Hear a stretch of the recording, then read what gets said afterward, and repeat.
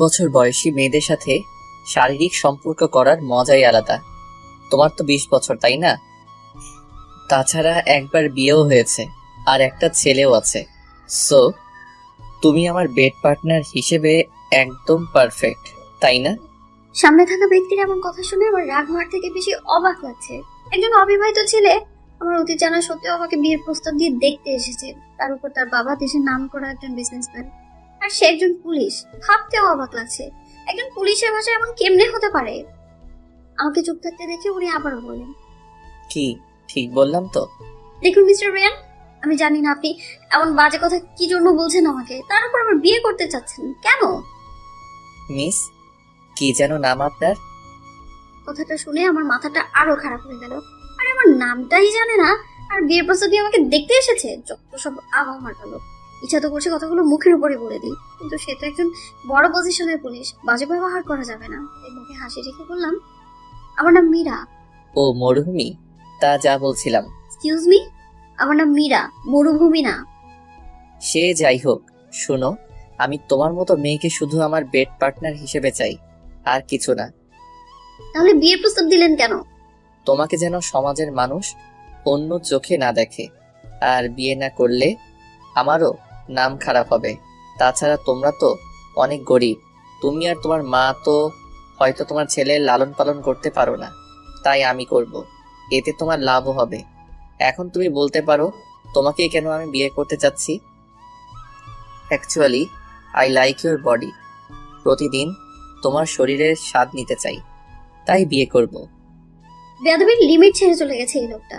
রাগে যেতে পাশে থাকা চায়ের কাপটা, পুরো চাগুলো ওনার মুখে ছুঁড়ে মারলাম আমি, আর চেঁচিয়ে উঠে বললাম, বের হন আমার বাসা থেকে, এক্ষুনি বের হন, আর কোনোদিনও যেন আপনাকে আমার আশেপাশেও না দেখি, বের হন।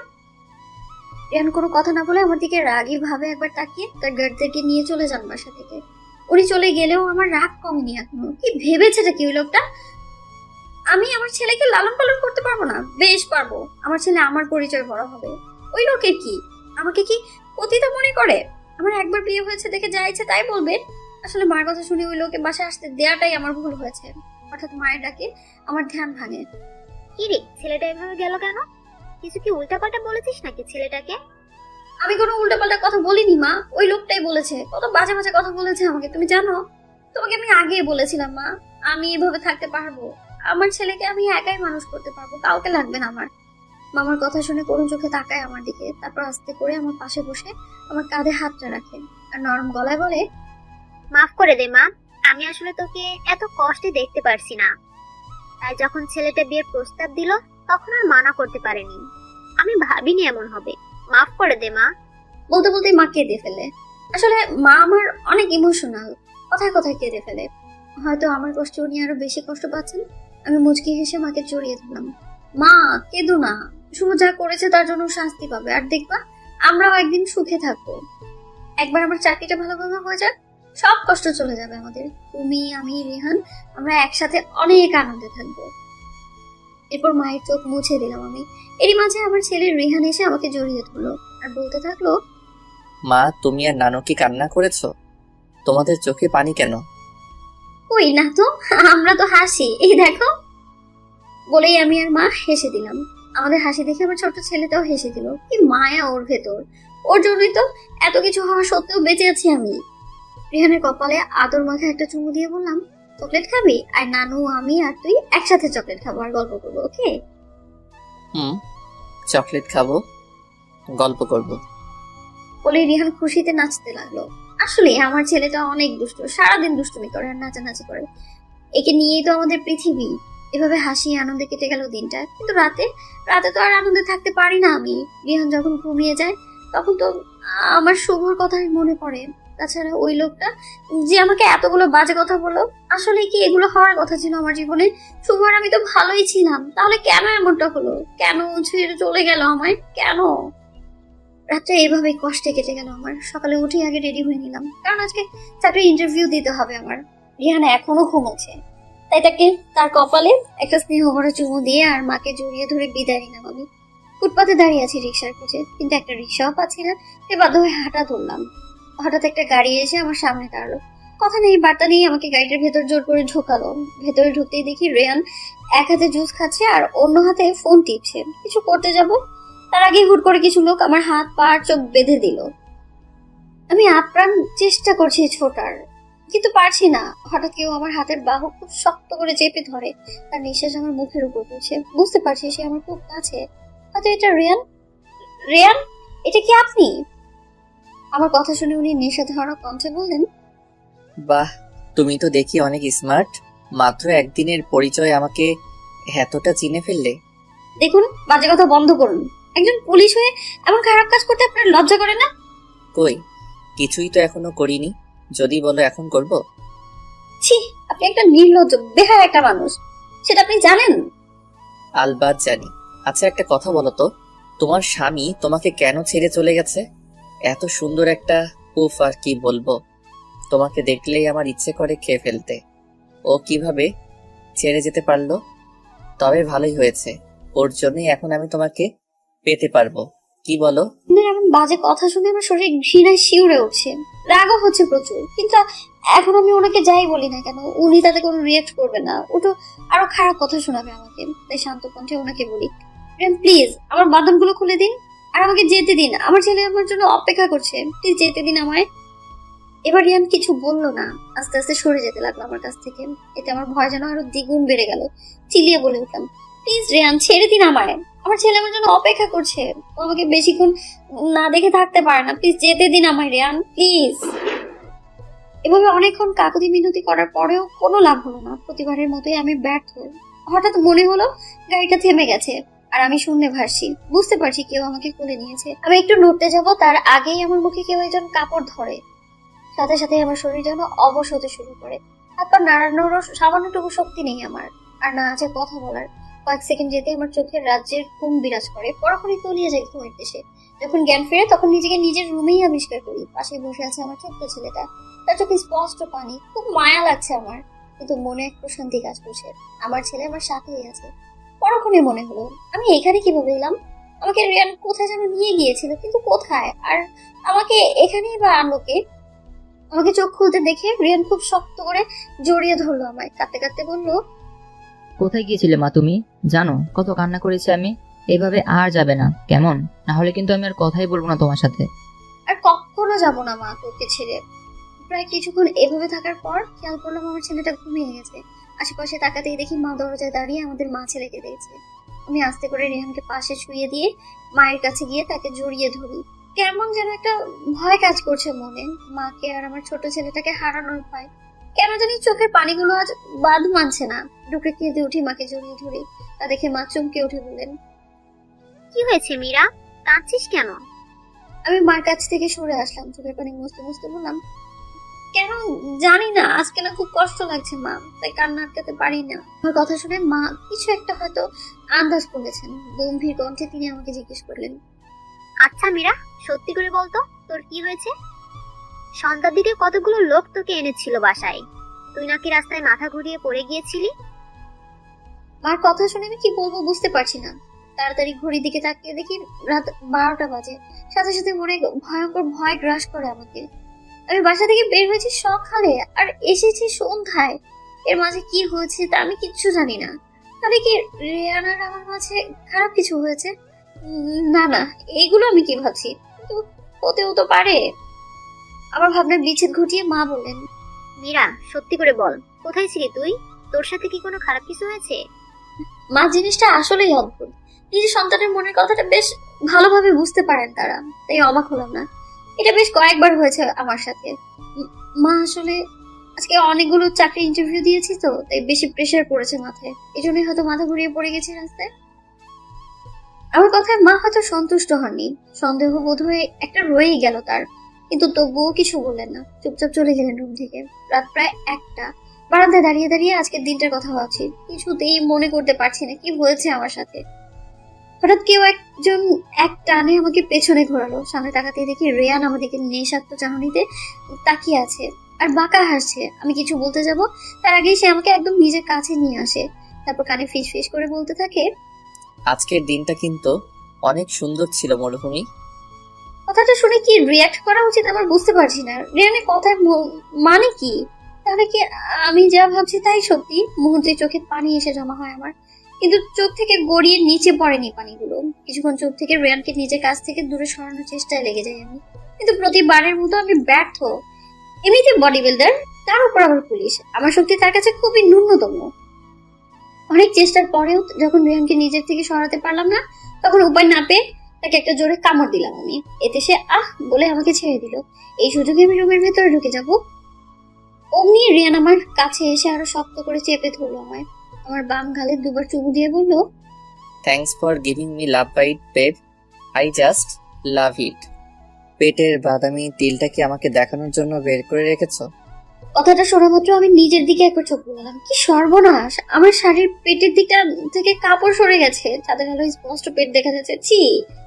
সাথে সাথে নিজেকে ঢাকতে শুরু করি আমি। রিয়ানের দিকে রাগের দৃষ্টি নিক্ষেপ করে বলি, হ্যাঁ আপনি এত অসভ্য কেন? হ্যাঁ, মাঝরাতে আমার বাসায় এসে ফাইজলামো শুরু করছেন এগুলো? আর আমার রুমে ঢুকলেন কিভাবে আপনি? হ্যাঁ। রিয়ান ঘুমিয়ে আছে দেখে কিছুটা ফিসফিসিয়ে কথাগুলো বললাম। আমার দেখা দেখি রিয়ানও ফিসফিসিয়ে বলল, তুমি যেখানে দাঁড়িয়ে আছো সেখান থেকেই ঢুকেছি তোমার রুমে। কথাটা শুনে নিজের আশেপাশে তাকালাম। আমি তো বারান্দায়, তাহলে কি এই পুলিশ গুন্ডাটা পাইপ দিয়ে উপরে বেয়ে বেয়ে বারান্দা দিয়ে আমার রুমে চলে এসেছে? কিন্তু আমি দেখলাম না কেন? আপনি যদি বারান্দা দিয়ে আসেন তাহলে আমি আপনাকে উঠতে দেখলাম না কেন? হ্যাঁ, মহারানী যে ভাবনায় ডুবেছিলেন সেখান থেকে বের হয়ে কোথায় কি হচ্ছে তা দেখার সময় ছিল কি আপনার? আপনি তো আপনার মহাবড় চিন্তায় ব্যস্ত ছিলেন। আচ্ছা, কি চিন্তা করছিলে তুমি? নিশ্চয়ই আমাকে নিয়ে। আমি আপনাকে নিয়ে চিন্তা করব কেন? আমাকে একটা কথা বলুন তো, পুলিশ হয়ে এসব বাজে কাজ করতে আপনার বিবেকে বাধে না? কিভাবে পারেন এগুলো? সকালে একবার উঠিয়ে নিয়ে গেলেন রাস্তা থেকে, কি করেছেন না করেছেন কিচ্ছু জানি না আমি। এখন আবার মাঝরাতে বারান্দা দিয়ে আমার রুমে ঢুকেছেন। আপনি বলুন, এগুলো কি ধরনের অসভ্যতা? আমি হ্যাঁ কেন করছেন এমন আমার সাথে? আমাকে বিয়ে করো, তাহলে এত কিছু সহ্য করতে হবে না তোমার। জীবনেও না। আপনার মতো একজন খারাপ মানুষকে আমি কখনো বিয়ে করব না। আর আমি তো এটাই বুঝতে পারছি না, আপনি আমার মতো একটা বিবাহিত মেয়ে যার একটা বাচ্চাও আছে তাকে বিয়ে করতে কেন চাচ্ছেন? নিশ্চয়ই একটা খারাপ মতলব আছে আপনার, তাই না? কথাগুলো বলতে বলতে কেঁদে দিলাম আমি। পারছি না আর এসব নিতে। এই রেয়ানটার জন্য বারবার অতীতটা তুলে ধরতে হয় আমার। বারবার মনে পড়ে যায় ওই ভয়ঙ্কর অতীতটার কথা, শুভর কথা। মেঝেতে বসে কান্না করছি। এতে বিন্দু মাত্র মাথা ব্যথা নেই রিয়ানের। সে এক মনে তাকিয়ে আছে আকাশের দিকে। হঠাৎ গম্ভীর কণ্ঠে সে বলে ওঠে, তাহলে তুমি বিয়ে করবে না আমাকে?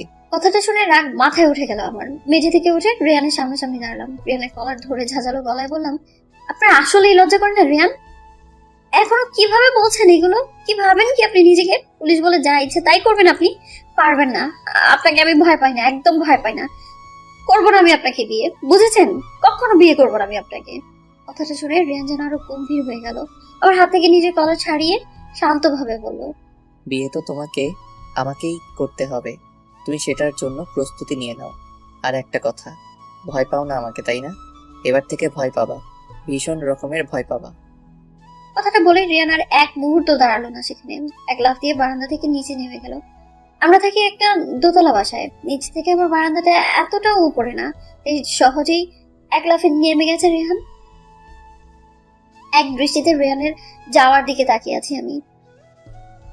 খুব ভয় হচ্ছে আমার। রেহান কথাটা শান্তভাবে বললেও সেটা যে কতটা ভয়ঙ্কর তা আমি খুব ভালোভাবে বুঝতে পারছি।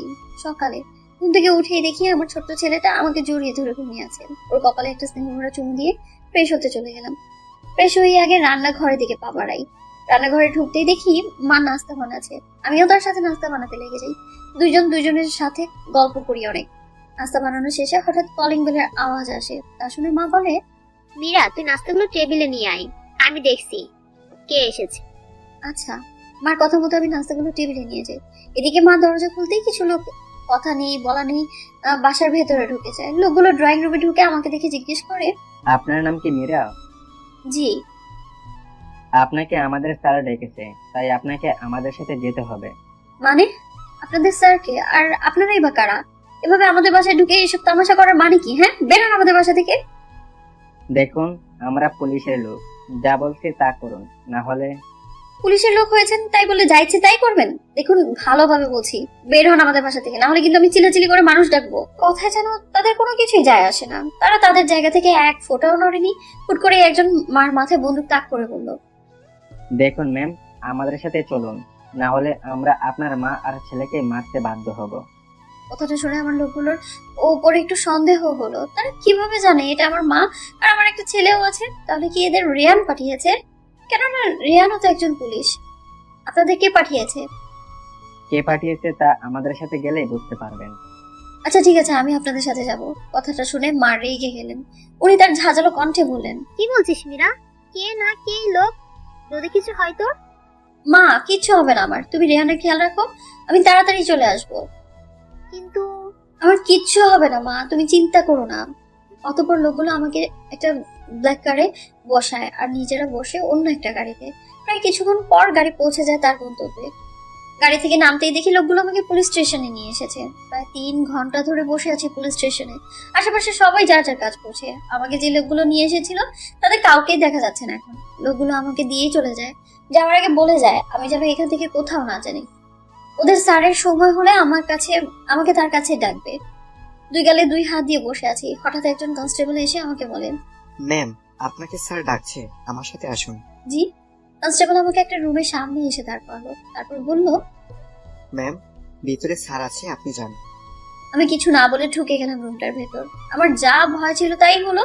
রুমটায় ঢুকতেই দেখি রিয়ান পুলিশ ড্রেস পরে বসে আছে চেয়ারে আর গম্ভীর ভাবে খুব মনোযোগ দিয়ে একটা ফাইলের দিকে তাকিয়ে আছে। ফাইলে তাকিয়ে থেকেই শান্তভাবে সে বলে উঠল, মরুভূমি, তাহলে তুমি এসেছো, বসো। আমার নামটা এই লোক কোনো দিনও ঠিক করে বলে না, সবসময় মরুভূমি ডাকে। এতে আমার রাগ হয় প্রচুর, কিন্তু এখন রাগ থেকে ভয় লাগছে আমার।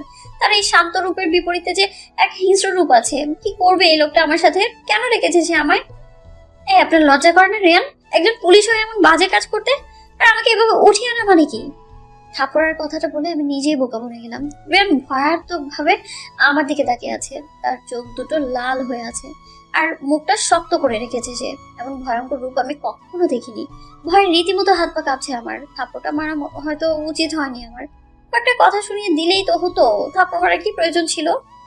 এখন তো রিয়ান আমার কোনো কথাই শুনবে না। যদি সে আরো খারাপ কিছু করে, যদি আমার ছেলেকে আর মাকে, ও আল্লাহই জানে এই পুলিশ গুন্ডা এখন কি করবে। কোনো মতো কাপা কাপা কণ্ঠে বললাম, দেখুন রিয়ান, এইভাবে তাকিয়ে লাভ নেই, দোষ কিন্তু আপনারই। আপনি এত বাজে কাজ কেন করেন? আমার কথা শেষ হওয়ার আগে রিয়ান আমার হাত দুটো দেয়ালের সাথে খুব শক্ত করে চেপে ধরে।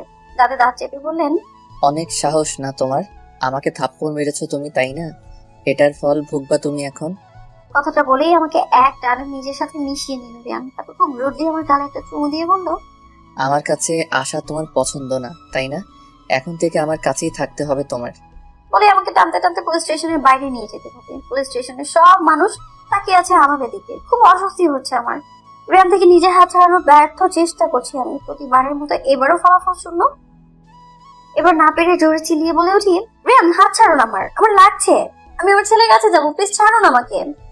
কিন্তু কে শুনে কার কথা? রিয়ান নিজের মতো টানতে টানতে আমাকে গাড়ির কাছে নিয়ে যায়। এক ধাক্কায় গাড়ির ভেতরে ঢুকিয়ে নিজেও গাড়িতে উঠে বসে। গাড়িতে ঢুকেই রিয়ান প্রথমে গাড়ি লক করে দেয়। এদিকে আমি গাড়ি খোলার ব্যর্থ চেষ্টা করে যাচ্ছি।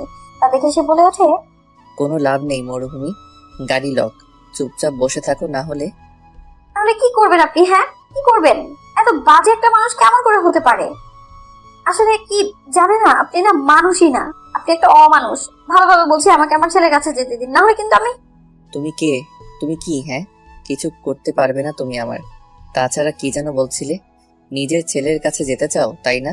সেটা আমাকে থাপ্পড় মারার আর এগুলো বলার আগে ভাবা উচিত ছিল। এখন যেতে দিচ্ছি না তোমায় কোথাও, আমার কাছেই থাকবে তুমি। প্লিজ এমন করবেন না রিয়ান, আমাকে আমার ছেলের কাছে যেতে দিন প্লিজ। ও মনে হয় এখন কান্না করছে আমার জন্য। আমি আমার ছেলের কাছে যাবো রিয়ান, প্লিজ যেতে দিন। আমি আর কিছু বলতে পারলাম না। তার আগেই রিয়ান সেই আগের বারের মতো আমার মুখে একটা সাদা কাপড় চেপে ধরলেন। সাথে সাথে আমি অজ্ঞান হয়ে গেলাম। কিছুক্ষণ আগে চেয়ারে বসতেই রিয়ান আমার সামনে একটা ফোন রাখেন। একটা ভিডিও চলছে ফোনটায়, যেখানে স্পষ্ট বোঝা যাচ্ছে আমার ছেলে আর মাকে কয়েকজন লোক বন্দি করে রেখেছে। ভিডিওটা দেখে মুহূর্তে আমার মাথাটা গরম হয়ে যায়। রিয়ানের তাতে কোনো খেয়াল নেই। সে আমার কাছে আস্তে আস্তে বলে, আমাকে এখন এই মুহূর্তে বিয়ে করতে হবে তোমাকে, না হলে তোমার ছেলে আর মাকে। এটুকু শুনেই রাগটা যেন আর হিংস্রতায় পরিণত হলো। বসা থেকে উঠে দাঁড়িয়ে ঠাস করে একটা থাপ্পড় মেরে দিই রিয়ানকে। তারপর কথাগুলো বলি। জ্ঞান ফিরতেই নিজেকে এক অন্ধকার রুমে আবিষ্কার করি। যতটুকু অনুভব করছি, আমাকে একটা চেয়ারে হাত পা বাঁধা অবস্থায় রাখা হয়েছে। প্রচুর ভয় লাগছে আমার।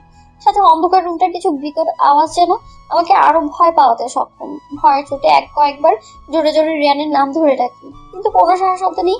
ভয়টা যেন আরো বেড়ে গেল আমার। ছোটবেলা থেকে অন্ধকার ভয় পাই আমি, যার জন্য রীতিমতো কপালে ঘাম জমে গেছে আমার। হঠাৎ কারো কণ্ঠে গানের আওয়াজ পাই আমি। সে কি জানে তোকে অভিমানে হাসাতে? সে কি পারে বুকে ধরে তোকে ভুলাতে? তোর প্রিয় গান কে গেয়ে শোনাবে? বল, আমার থেকে কে তোকে ভালো জানে?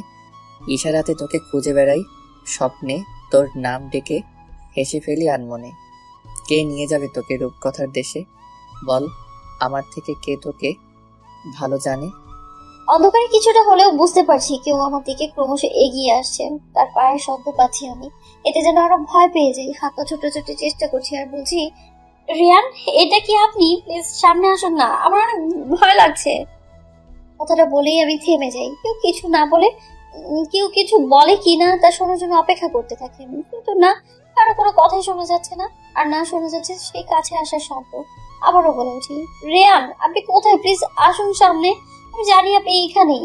বলতে না বলতে কেউ হাওয়ার গতিতে এসে আমার হাত দুটো চেপে ধরে। চারদিকে অন্ধকার বিরাজ করছে রুমটায়। তাই হয়তো চেনার উপায় নেই এটাকে, কিন্তু আমার বুঝতে বেগ পেতে হয়নি এটা যে রিয়ান, তা খুব ভালোভাবে বুঝতে পারছি আমি। তাছাড়া রিয়ান ছাড়া আর কে হতে পারে যে আমাকে এভাবে হাত পা বেঁধে রাখবে? হঠাৎ রিয়ান আমার কানের কাছে এসে ফিসফিসিয়ে বলে ওঠে, শাস্তি পাওয়ার জন্য তুমি তৈরি তো মরুভূমি? কথাটা শুনে বেশ ভালোভাবেই বুঝতে পেরেছি আমার সাথে কিছু হতে চলেছে, কিন্তু এখন ভয় পেলে তো চলবে না। এখান থেকে বের হতে হবে আমার। আমার ছোট ছেলেটা যে আমার অপেক্ষা করছে। কোনো মতে কাঁপা কাঁপা কণ্ঠে বলি, প্লিজ রিয়ান, আমাকে যেতে দিন। আমি কি খালি যেতে দিন করছো? আমি বলেছি না যেতে দেব না, মানে যেতে দেব না। আমার কানে আলতো করে কামড় দিয়ে আবারও বললেন, আচ্ছা, আমার কাছ থেকে তুমি এত পালাতে চাও কেন?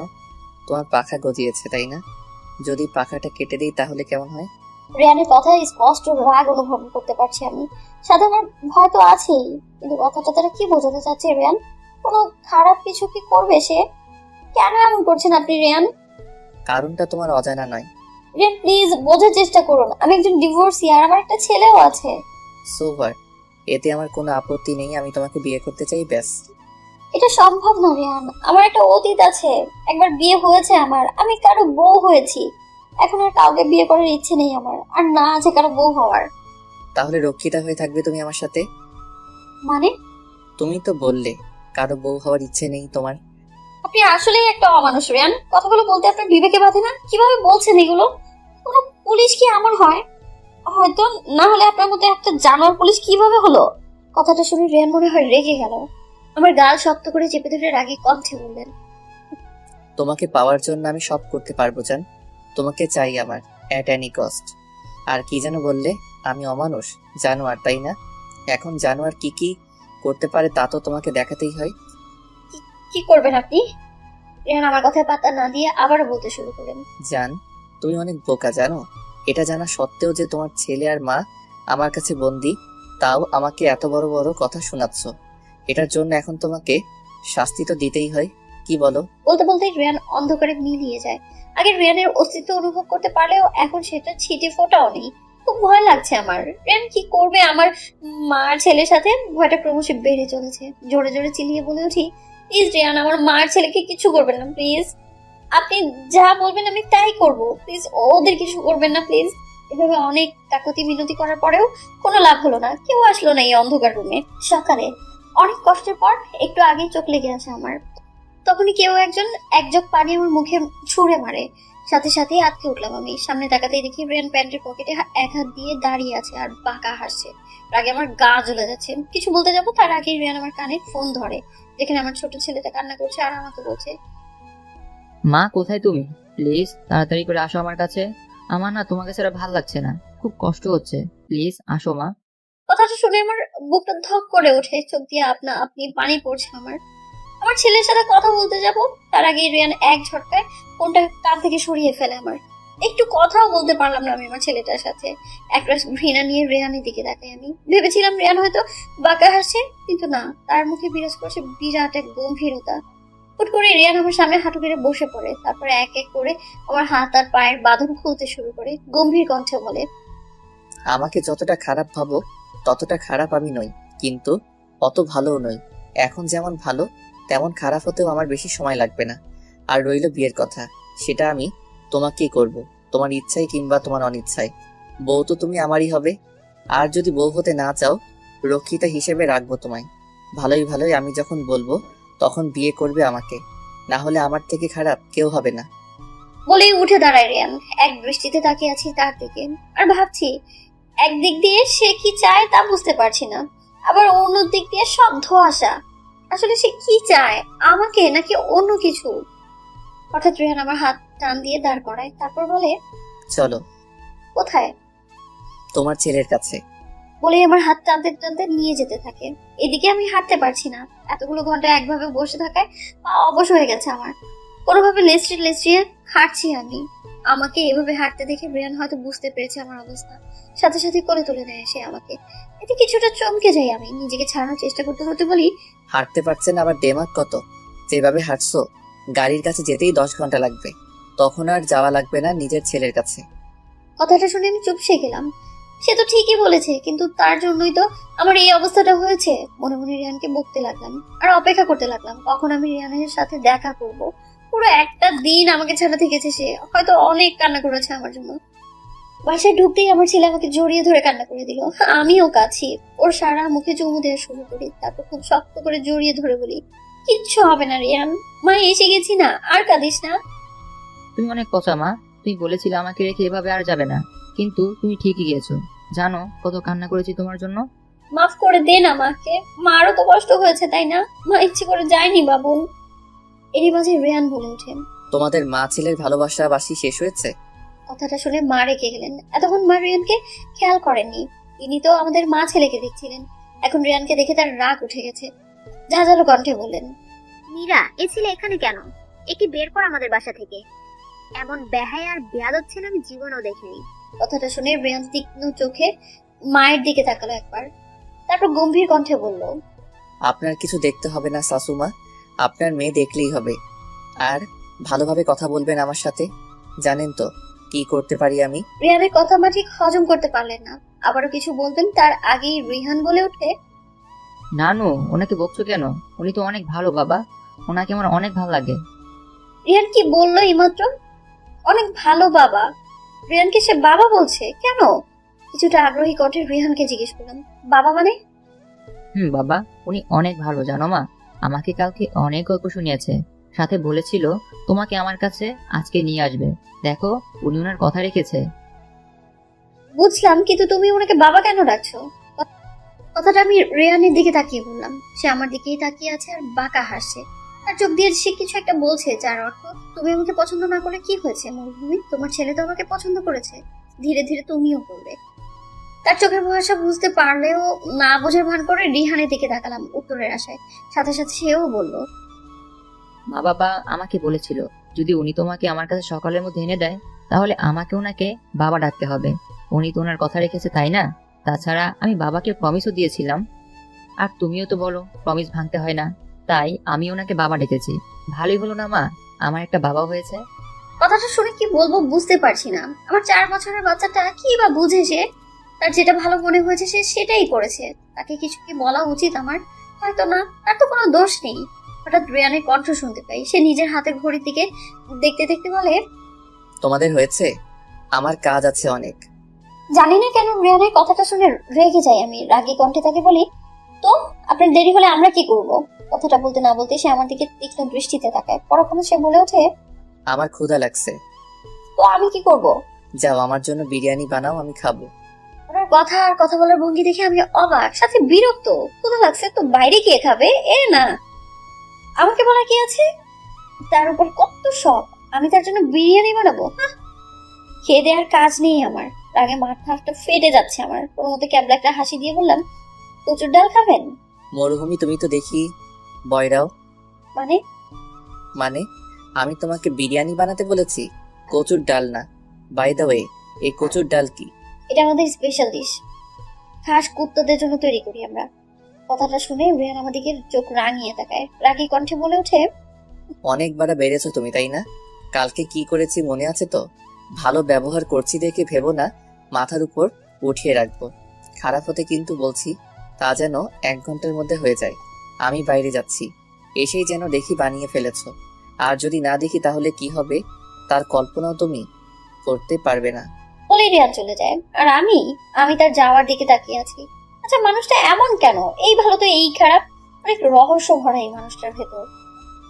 খাইয়ে দাও আমাকে। মানে? মানে বুঝো না? বিরিয়ানি খাইয়ে দাও আমাকে। কেন? আপনি আপনার নিজের হাতেই ওটা দিয়ে খান, আমাকে কেন বলছেন? আমি বলছি তোমাকে খাইয়ে দিতে। পারবো না। কি বললে আবার বলো তো? ওনার কথা শুনে ওনার দিকে তাকালাম, সাথে সাথে কয়েকটা ঢোক গিলে ফেললাম। কি ভয়ঙ্কর ভাবে তাকিয়ে আছে আমার দিকে। ভয় তো রীতিমতো হাত পা কাঁপছে আমার। কোনো মতে কাঁপা কাঁপা কণ্ঠে বললাম যে, মানে বলছিলাম কি, রিহান আছে এখানে, আমি কিভাবে কি করব আপনি বলুন। বলি কিছুটা হাসার চেষ্টা করলাম। আমি ভেবেছিলাম কাজ হবে, কিন্তু হলো না। বলে না, যা হবার তা শত চেষ্টা করার পরেও আটকানো যায় না। আমার সাথেও ঠিক তেমনটাই হলো। আমার কথা শুনে রিহানের দিকে তাকালো, একটা মিষ্টি হাসি দিয়ে তাকে জিজ্ঞেস করলো, রিহান, তোমার মা যদি আমাকে আর তোমাকে খাইয়ে দেয় তাহলে কেমন হয়? রেয়ানের কথা শুনে রিহান কি বুঝলো জানি না, কিন্তু সেও রেয়ানের সাথে তাল মিলিয়ে একটা ক্যাবলা হাসি দিয়ে বলল, মা ভালোই হবে, বাবা আর আমি একসাথে তোমার হাতে খাবো, খাইয়ে দাও না প্লিজ। আমি কি করব বুঝতেই পারছি না। একবার রেয়ানের দিকে তাকাচ্ছি তো একবার রিহানের দিকে। এবার রেয়ান কিছুটা বিরক্তি নিয়ে বলল, কি হলো, খাইয়ে দিচ্ছ না কেন? নাকি অন্য কোনো ব্যবস্থা করব? রেহানের কথা শুনে আমি কিছুক্ষণ চুপ থাকলাম, অতঃপর খাইয়ে দেওয়া শুরু করলাম রেহান আর রিহানকে। প্রথমে রিহানকে খাইয়ে দিলাম, তারপর রেয়ানকে খাইয়ে দিতে খুব অস্বস্তি হচ্ছে আমার। তাছাড়া রেয়ান বারবার আমার হাতে কামড় দিচ্ছে, এবার তো খুব জোরেই কামড়টা দেয়। সাথে সাথে আমি আহ বলে উঠি। রেয়ান একটা বাঁকা হাসি দিয়ে নিজের নখ দেখতে দেখতে বলে, কি হয়েছে মরহুমি? কোথাও কি ব্যথা পেয়েছো? তার কথা শুনে ইচ্ছে করছে হাতের পাশে থাকা প্লেটটা দিয়ে তার মাথায় জোরে একটা বাড়ি দিই, কিন্তু আমি তো নিরুপায়। এটা যদি করি তাহলে পরে কি না কি করবে আমার সাথে, বলা তো আর যায় না। সে যদি পুলিশ হতো তাহলে তো মানা যেত, কিন্তু সে তো একটা আস্ত গুন্ডা পুলিশ। প্রায় 1 ঘন্টা পর রেহান আর রিহানকে খাওয়ানো শেষ হয় আমার। আমি বুঝতে পারছি না রিহানও কি রেহানের সাথে তাল মিলে গেছে নাকি একদম।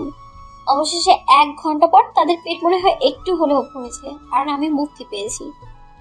খাওয়ানো শেষ হতেই রিহানকে নিয়ে ড্রয়িং রুমে চলে যায় টিভি দেখার উদ্দেশ্যে, আর আমি মার জন্য খাবার বাড়ছি। রেহান আসার পর থেকে মা একবারের জন্য রুম থেকে বের হয়নি। তার নাকি রেহানকে ভালো লাগে না। খাবার খাওয়ার জন্য মাকে ডাকতে গিয়েছিলাম, তখন মা সাফ সাফ মানা করে দেন যে তিনি রেহানের সাথে এক টেবিলে বসে খাবার খাবেন না, যদি খান তাহলে নিজের রুমেই খাবেন। তাই আমিও খাবার নিয়ে যাচ্ছি তার রুমে, সাথে আমার খাবারটাও। মা আর আমি একসাথেই খাবো। মার রুমে ঢুকতে দেখি মা বসে আছে বিছানায়, আমিও মার পাশে গিয়ে বসি। তারপর মাকে বলি, মা এই নাও খাবার এনেছি, এখন তো খাও প্লিজ। দেখো খাবারের সাথে রাগ করে থাকা ভালো না তো। আমি খাবো না। প্লিজ মা, জেদ করো না। দেখো আমিও খাইনি খাবার, তোমার সাথে খাবো ভেবেছিলাম, এখন যদি তুমি না খাও তাহলে আমিও খাবো না। আমার কথাটা শুনে মা খাবারের প্লেটটা নিতে নিতে বলে, তুই যা করছিস তা কি ঠিক মীরা? কি করেছি আমি? এই যে ওই ছেলেটার সব কথা শুনছিস, আবার বাসায়ও আসতে দিচ্ছিস, কেন প্রতিবাদ করছিস না ওই ছেলেটার? আবার আমাকেও করতে দিচ্ছিস না? মা আমি নিরুপায়, তুমি জানো না রিয়ান ঠিক কেমন। এমনকি আমিও জানি না, ও যা চায় তা আদায় করেই নেয়।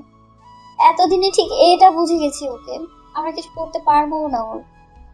কেন পারবে না? কেন পারবো না? ও পুলিশ বলেই যা ইচ্ছা করবে নাকি? এটাই তো ব্যাপার মা, ও শুধু পুলিশ না, ও বাংলাদেশের টপ বিজনেসম্যানদের একজনের ছেলে। আমরা চাইলেও কিছু করতে পারবো না। পরে যদি কিছু বলি তাহলে হয়তো আমাদেরই ক্ষতি হবে। আচ্ছা তুমি দেখেছো তো রিহানের সাথে রিহান কতটা ভালো ভাব হয়ে গেছে। ও যদি রিহানের কিছু করে ফেলে, আমি চাই না আমার কোনো ভুল সিদ্ধান্তের জন্য রিহানের কিছু হোক। ও যদি তোকে বিয়ে করতে বলে তাহলে করবি? কি হলো বল? না। তাহলে? ও প্লিজ এই ব্যাপারে আমাকে কিছু বলো না, এত প্রেশার নিতে পারছি না আমি আর। কথাটা শুনে মা চুপ করে গেছেন, হয়তো ভাবলেন আসলেই আমি এত প্রেশার নিতে পারবো না। চুপচাপ খেয়ে নিলাম দুপুরে। খাওয়া শেষে সব ঠিকঠাক করে ড্রয়িং রুমের দিকে পা বাড়লাম। ড্রয়িং রুমে যেতেই আমি অবাক, রিহান সেই লেভেলে দুষ্টুমি করছে। আজ প্রথম মানুষটাকে হাসতে দেখলাম। খুব প্রাণবন্ত ভাবে হাসছে সে, সাথে আমার ছেলেরাও খুব হাসছে। খুব তাড়াতাড়ি আপন করে নেয় সে রিহানকে। আমি তাদের মাঝে উপস্থিত হতেই রিহান হাসি বন্ধ করে দেয়, আমাকে বসতে বলে। রিহানকে বলে, রিহান তুমি তোমার নানুর কাছে যাও তো, আমি আর তোমার মা একটা জরুরি কথা বলবো। আচ্ছা বাবা। বলে রিহান দৌড় দেয় মায়ের রুমে চলে যায়। রিহান যেতেই রিহান ঠিক হয়ে বসে শান্ত কণ্ঠে আমাকে জিজ্ঞেস করে, রিহান বলছিল ওর নাকি 4 বছর। হুম। তাহলে তোমার কি 15-16 বছরে বিয়ে হয়েছিল? কথাটা শুনে আমি রিহানের দিকে তাকালাম। সে আমার দিকে তীক্ষ্ণ দৃষ্টিতে তাকিয়ে আছে, হয়তো উত্তরের আশায়। আমি তার দিকে একবার তাকিয়ে আবার মাথাটা নিচু করে ফেলি। আমাকে কিছু বলতে না দেখে সে আবারও বলল, আমি তোমাকে কিছু জিজ্ঞাসা করেছি, উত্তরটা কি দেওয়া যায় না? হুম। তাহলে বলো, তোমার কি 15-16 বছরে বিয়ে হয়েছিল? হুম। কেন? সে এবার কৌতূহল নিয়ে আমার দিকে ফিরে বসলো, সাথে আছে তার সেই তীক্ষ্ণ দৃষ্টি।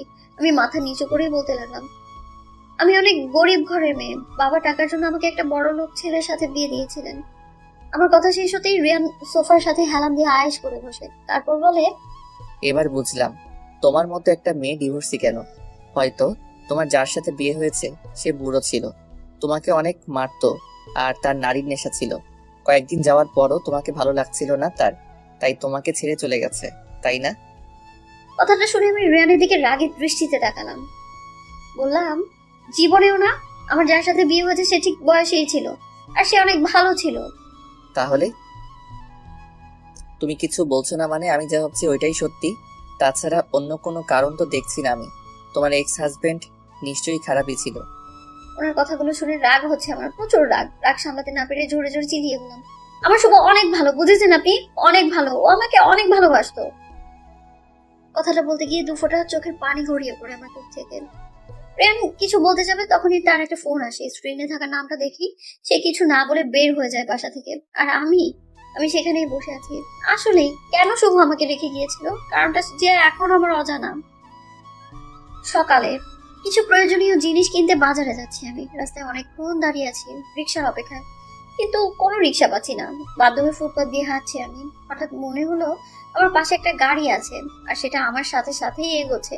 পাশে তাকাতেই দেখি রেয়ান, সে গাড়ি চালাচ্ছে। ঠিক চালাচ্ছে না, আমি যেভাবে হাঁটছি সে ঠিক সেভাবে গাড়িটা আগাচ্ছে। আমাকে তার দিকে ফিরতে দেখে একটা মুচকি হাসি দিয়ে বলে, হাই মরুভূমি। কথাটা শুনেও না শোনার ভান করে হাঁটতে থাকি। তার সাথে কথা বলার বিন্দু মাত্র ইচ্ছে নেই আমার। কি ভাবে কি সে আমাকে? আমার কি কষ্ট হয় না? রাগ নেই আমার? কাল যা হলো তার জন্য খুব রেগে আছি আমি। আজ যাই করুক না কেন কথা বলবো না আমি তার সাথে। এদিকে প্রেম বকবক করেই যাচ্ছে, কিন্তু তাতে বিন্দু মাত্র পাত্তা দিচ্ছি না আমি। এবার বেশ বিরক্তি নিয়ে সে বলল, মরুভূমি গাড়িতে ওঠো। তোমাকে আমি কি বলেছি? ওঠো গাড়িতে। এবার কিছুটা রেগে বললো কথাটা রিয়ান, কিন্তু তাও আমি পাত্তা দিলাম না তাকে। নিজের মতো করে হাঁটছি। হঠাৎ রিয়ান গাড়ি থেকে নেমে আমাকে কোলে তুলে দিল। সাথে সাথেই আমি আশেপাশে তাকাতে শুরু করি। রাস্তার সব মানুষ আমাদের দিকে কেমন করে তাকিয়ে আছে। কিছু মানুষ তো মুখ টেপে টেপে হাসছেও। এসব দেখে আমি নিজেকে যথাসম্ভব রিয়ান থেকে ছাড়ানোর চেষ্টা করতে লাগলাম, কিন্তু পারলাম না। রিয়ান আমাকে গাড়িতে বসিয়ে গাড়ি লক করে দিল। এতে কিছুটা জড়িয়ে রিয়ানকে বললাম, আপনি যা করছেন তা কিন্তু একদমই ঠিক না। সবসময় আপনি যা চাবেন তা কেন হবে? আমার কথা শুনে রিয়ান আমার দিকে কিছুটা ঝুঁকে বলল, সবসময় আমি যা চাইবো তাই হবে। আজ তোমার অতীতটা জেনেই ছাড়বো। বাগান জাতীয় কোনো একটা জায়গায় আছে আমি আর রিয়ান। চারপাশে ফুলের ঘ্রাণ ছড়িয়ে ছিটিয়ে আছে। বিরাট বড় গাছের নিচে বসে আছি আমি, আর আমার পাশে বসে আছে রিয়ান।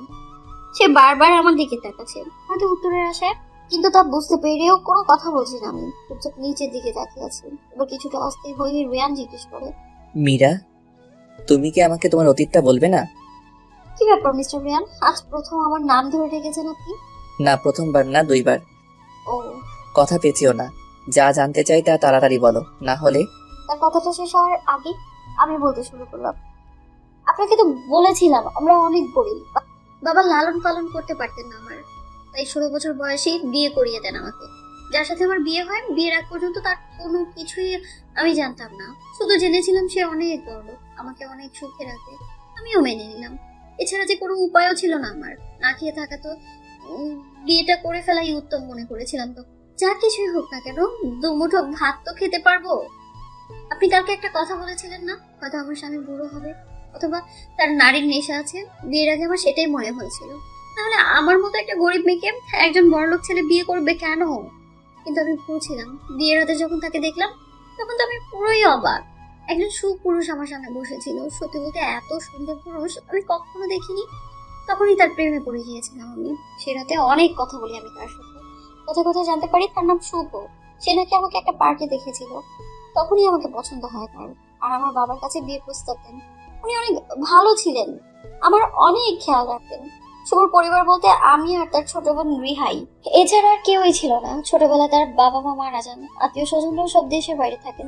শুভ চেয়েছিলেন আমি যেন কলেজে ভর্তি হইও আমি, কিন্তু কিছুদিন পরেই জানতে পারি আমি প্রেগনেন্ট। জানেন, যেদিন ওনাকে এই কথাটা বলি তখন তিনি অনেক কেঁদেছিলেন। এই জন্য না যে আমাদের বেবি হবে, কেঁদেছিলেন কারণ আমার বয়স কম ছিল। এত কম বয়সে আমার বেবি হবে কিভাবে, আমি কিভাবে পড়ালেখা করব। অনেকবার চেয়েছিলেন বেবিটা নষ্ট করে ফেলতে, আমি একটু বড় হই তখন বেবি নেবেন, কিন্তু আমি মানা করি। কেন যেন মনে হচ্ছিল বেবিটা আমার খুব প্রয়োজন। দেখুন না, আসলেই ও আমার প্রয়োজন। এখন তো ওকে আমার লাগে, তাই না? ওকে ছাড়া যে আমি বাঁচতে পারতাম না। যখন রিহান হয় তখন শুভর চেহারা দেখার মতো ছিল, অনেক খুশি ছিলেন তিনি। ভেবেছিলেন রিহান হওয়ার পর আমি আর পড়ালেখা করতে পারবো না, কিন্তু জানেন শুভ আমাকে পড়ালেখা করতে দিয়েছিল। সারাটা দিন আমার সেবা করতো, বলতে গেলে আমার থেকে রিহানকে সে বেশি দেখাশোনা করতো। তার সাথে আমার পরিবারকেও আগলে রেখেছিল, বাবাকে একটা চাকরি দেন। আমরা এখন যে বাসায় আছি ওটাও শুভ বানিয়েছিল। বেশ ভালোই চলছিল আমাদের, কিন্তু কথাটা বলেই একটু থেমে যাই। কয়েকটা জোরে জোরে শ্বাস নিয়ে আবারও বলতে শুরু করি। তখন আমি ইন্টার পরীক্ষা দিয়ে মাত্র অনার্সে উঠেছিলাম। বেশ ভালোই কাটছিল আমাদের সংসার, আনন্দে শেষ ছিল না কোথাও। কিন্তু হঠাৎ একদিন শুভর একটা জরুরি কাজ পড়ে যায়, তাকে ইমার্জেন্সি আমেরিকা যেতে হবে। সবার কাছ থেকে বিদায় নিয়ে সে ওই দিন রাতে চলে যায় আমেরিকা। আমার স্পষ্ট মনে আছে, যাওয়ার আগে সে বলেছিল আমেরিকা থেকে খুব জলদি চলে আসবে আমাদের কাছে, কিন্তু আসেনি। জানেন তখন যে গেল না, এখনো পর্যন্ত সে আর আমাদের কাছে ফিরেনি। আমার দোষ কি ছিল আমি জানি না, তবে ও আমেরিকা যাওয়ার 20 দিন পর আমাদের কাছে একটা চিঠি আসে। সেখানে লেখা ছিল আমি যেন আমার বাবা বাড়ি চলে যাই। ও ওনাকে চায় না আমি ওর বাড়িতে থাকি। শুভ ওর বোনকে ওনাকে বলেছে যেন আমি বাসায় না থাকতে পারি, আমাকে যেন ঘাট ধাক্কা দিয়ে বের করে দেওয়া হয় ওদের বাড়ি থেকে। তেমনটাই হয়, তবে এতটুকুতেই সীমাবদ্ধ ছিল না। আমার বাবা যে ওদের কোম্পানিতে চাকরি করতো, সেখান থেকে তাকে ঘাট ধাক্কা দিয়ে বের করে দেওয়া হয়। বাবা অনেক বুড়ো ছিলেন, এত কিছু একসাথে নিতে পারেনি, তাই হয়তো অসুস্থ হয়ে যান। কথাগুলো বলতে গিয়ে কথা বারবার আটকে যাচ্ছিল আমার, তবু নিজেকে সামলে নিলাম। তারপর আবার বলতে শুরু করলাম। এর 1 মাস পর আমাদের পাশে ডিভোর্স লেটার আসে, সাথে 6 লক্ষ টাকাও। এসব দেখে বাবার মা দুজনেই আরো অসুস্থ হয়ে যায়। ভাগ্যক্রমে মার তেমন কোনো বড় অসুখ হয়নি, কিন্তু বাবার অবস্থা ভালো ছিল না। এই 6 লাখ থেকে 5 লাখ টাকাই বাবার চিকিৎসা করতে চলে যায়, কিন্তু তবুও বাবা সুস্থ হন না, চলে যান আমাদের ছেড়ে, এই দুনিয়াটা ছেড়ে। এরপর থেকে শুরু হয় লোকদের কথা। তারা কি বলতো জানেন, আমি নাকি একটা এটারই যোগ্য ছিলাম। সুখ জিনিসটা আমার কপালে নেই, আমি নাকি আমার স্বামীকে আগলে রাখতে পারিনি। আমি একটা এসব কথা শুনে ইচ্ছে করতো মরে যেতে, কিন্তু আমার যদি কিছু হয় তাহলে আমার মার ছেলেকে কিভাবে থাকবে আমার মা ছেলে। তাই নিজেকে শক্ত করে নিলাম। এরপর থেকে লোকদের কথা কান দিতাম না, নিজে পায়ে দাঁড়ানোর চেষ্টা করি। প্রতিদিন ছোট ছোট বাচ্চাদের টিউশনি করাতাম। এর থেকে বেশি তো আর করতে পারবো না, আমি মাত্র ইন্টার পাস, কেই বা আমাকে ভালো কোনো চাকরিতে নিবে। কিন্তু তাতেও আমি দমে যাইনি, যতটুকু পারতাম ততটুকু কাজ করতাম। এভাবে কেটে যায় পুরো 1 বছর 5 মাস। এখন সবকিছু মানিয়ে নিয়েছি আমি, কিন্তু কেন যেন শুভর কথা মনে পড়লে নিজেকে আর আটকে রাখতে পারি না। কথাগুলো বলে চুপ হয়ে যাই। রিয়ানও চুপ করে আছে। হঠাৎ সে আমার দিকে ফিরে বলে ওঠে, আচ্ছা, আমার যতটুকু মনে হয় শুভ খারাপ ছিল, তাহলে তুমি ওকে ভালো বলছিলে কেন? কেমনে খারাপ বলুন তো? এত কিছু করেছে সে আমার জন্য, তাকে খারাপ কিভাবে বলি আমি? হ্যাঁ, ও যা করেছে তা ওর করা উচিত ছিল না, আবার হয়তো আমারই কোনো দোষ ছিল।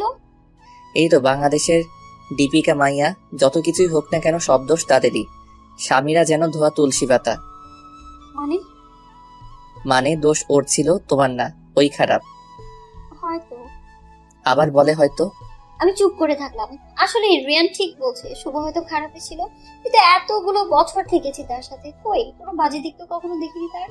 তাহলে হুট করে এত পরিবর্তন কেন, এগুলোই ভাবছি। হঠাৎ রিয়ান আবারও বলে উঠলো, আচ্ছা, এত কম বয়সে বেবি হয়েছিল তোমার, কোনো কি খারাপ ইফেক্ট পড়েনি তোমার উপর? না, হয়তো আমার ভাগ্যে এমন কিছু ছিল না। হুম। আচ্ছা রিয়ান, আপনি আমাকে কোথায় প্রথম দেখেছিলেন?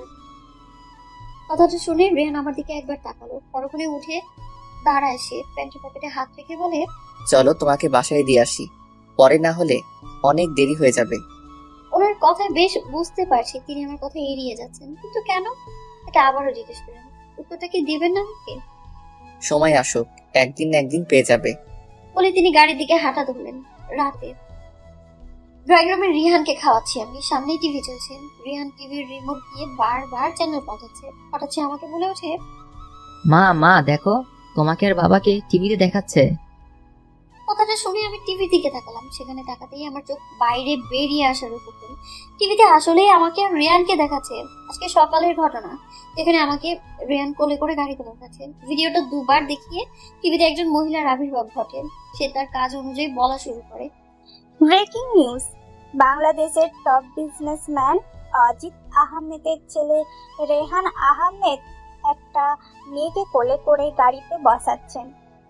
বলেই আরো কয়েকটা ভিডিও দেখায় তারা, যেখানে আমার এলাকার কিছু লোকজন আছে। এই লোকগুলো সেই লোক যারা আমাকে আগে থেকে কথা শোনাতো, এখনো আমার নামে বদনাম করতে বাদ রাখেনি তারা। একজন তো আমাকে বেশ্যা বলছে, আরো কত বাজে কথা। এগুলো শুনে টকটক করে আমার চোখ থেকে পানি পড়ছে। এর মাঝেই হঠাৎ দরজার কলিং বেল বেজে ওঠে। মা গিয়ে দরজা খুলতেই দেখে রিয়ানকে দেখতেই আমার রাগ উঠে যায়। সে কাছে আসতেই আমি তার গলাটা চেপে ধরি, রাগী কণ্ঠে বলি, খুশি তো এখন আপনি? হ্যাঁ, দেখুন টিভিতে কি সব বলছে আমার নামে, আমি নাকি বেশ্যা। সবাই আমার জন্য, সব আপনার জন্য হয়েছে, সব। কথাটা বলতে বলতে রিয়ানকে মারা শুরু করলাম আমি। তা দেখে রিয়ান মায়া ভরা কণ্ঠে বলল, মা বাবাকে মারছো কেন? কোনো বাবা না এই লোক তোর। আর একবার যদি কোনো অচেনা লোকে বাবা ডাকিস না, তাহলে আমার থেকে খারাপ আর কেউ হবে না বলে দিলাম। কথাটা ধমক দিয়ে বললাম আমি। এই প্রথম রিহানকে ধমক দিয়েছি। পানিতে চোখ ভরে গেছে আমার ছেলেটার। মায়া ভরা দৃষ্টিতে তাকিয়ে আছে আমার দিকে। ওর চোখের পানি দেখে আমার খুব কষ্ট হচ্ছে, কিন্তু তাও নিজেকে শক্ত রাখলাম। মাকে উদ্দেশ্য করে বললাম, মা রিহানকে নিয়ে যাও এখান থেকে। আমার কথা শুনে মা তৎক্ষণাৎ রিহানকে নিয়ে সেখান থেকে চলে গেল। এদিকে রিহানকে বকা দিতে দেখে রিহান আমাকে কিছুটা রাগী কণ্ঠে বলল, আমার উপরের রাগ তুমি রিহানের উপর কেন ঝাড়ছ? কেন, কষ্ট হচ্ছে বুঝি? আচ্ছা আপনার কেন কষ্ট হচ্ছে? হ্যাঁ, কষ্ট তো হওয়ার কথা আমার, তাই না? তাহলে আপনার কেন এত দরদ ওর প্রতি? আপনি আমাদের কেউ না, দূরে থাকবেন আমাদের কাছ থেকে। দেখো মীরা, শান্ত হও। কেন কেন শান্ত হব আমি? আমি কেন শান্ত হব? আমি কোনো শান্ত হচ্ছি না। আমার কি মনে হয় জানেন, টিভিতে যা দেখাচ্ছে সব আপনি ইচ্ছে করে করেছেন, যাতে আমি আপনাকে বিয়ে করি, তাই না? আরে আপনি এত নিচ যে আমাকে বেশ্যা বানিয়ে দিলেন। কথাটা শুনতে রিয়ান রেখে গেল। আমার হাত শক্ত করে ধরে চিলিয়ে মীরা বলে উঠলো। এতে আমার হাতে এক ঝটকায় সরিয়ে দিলাম আমি।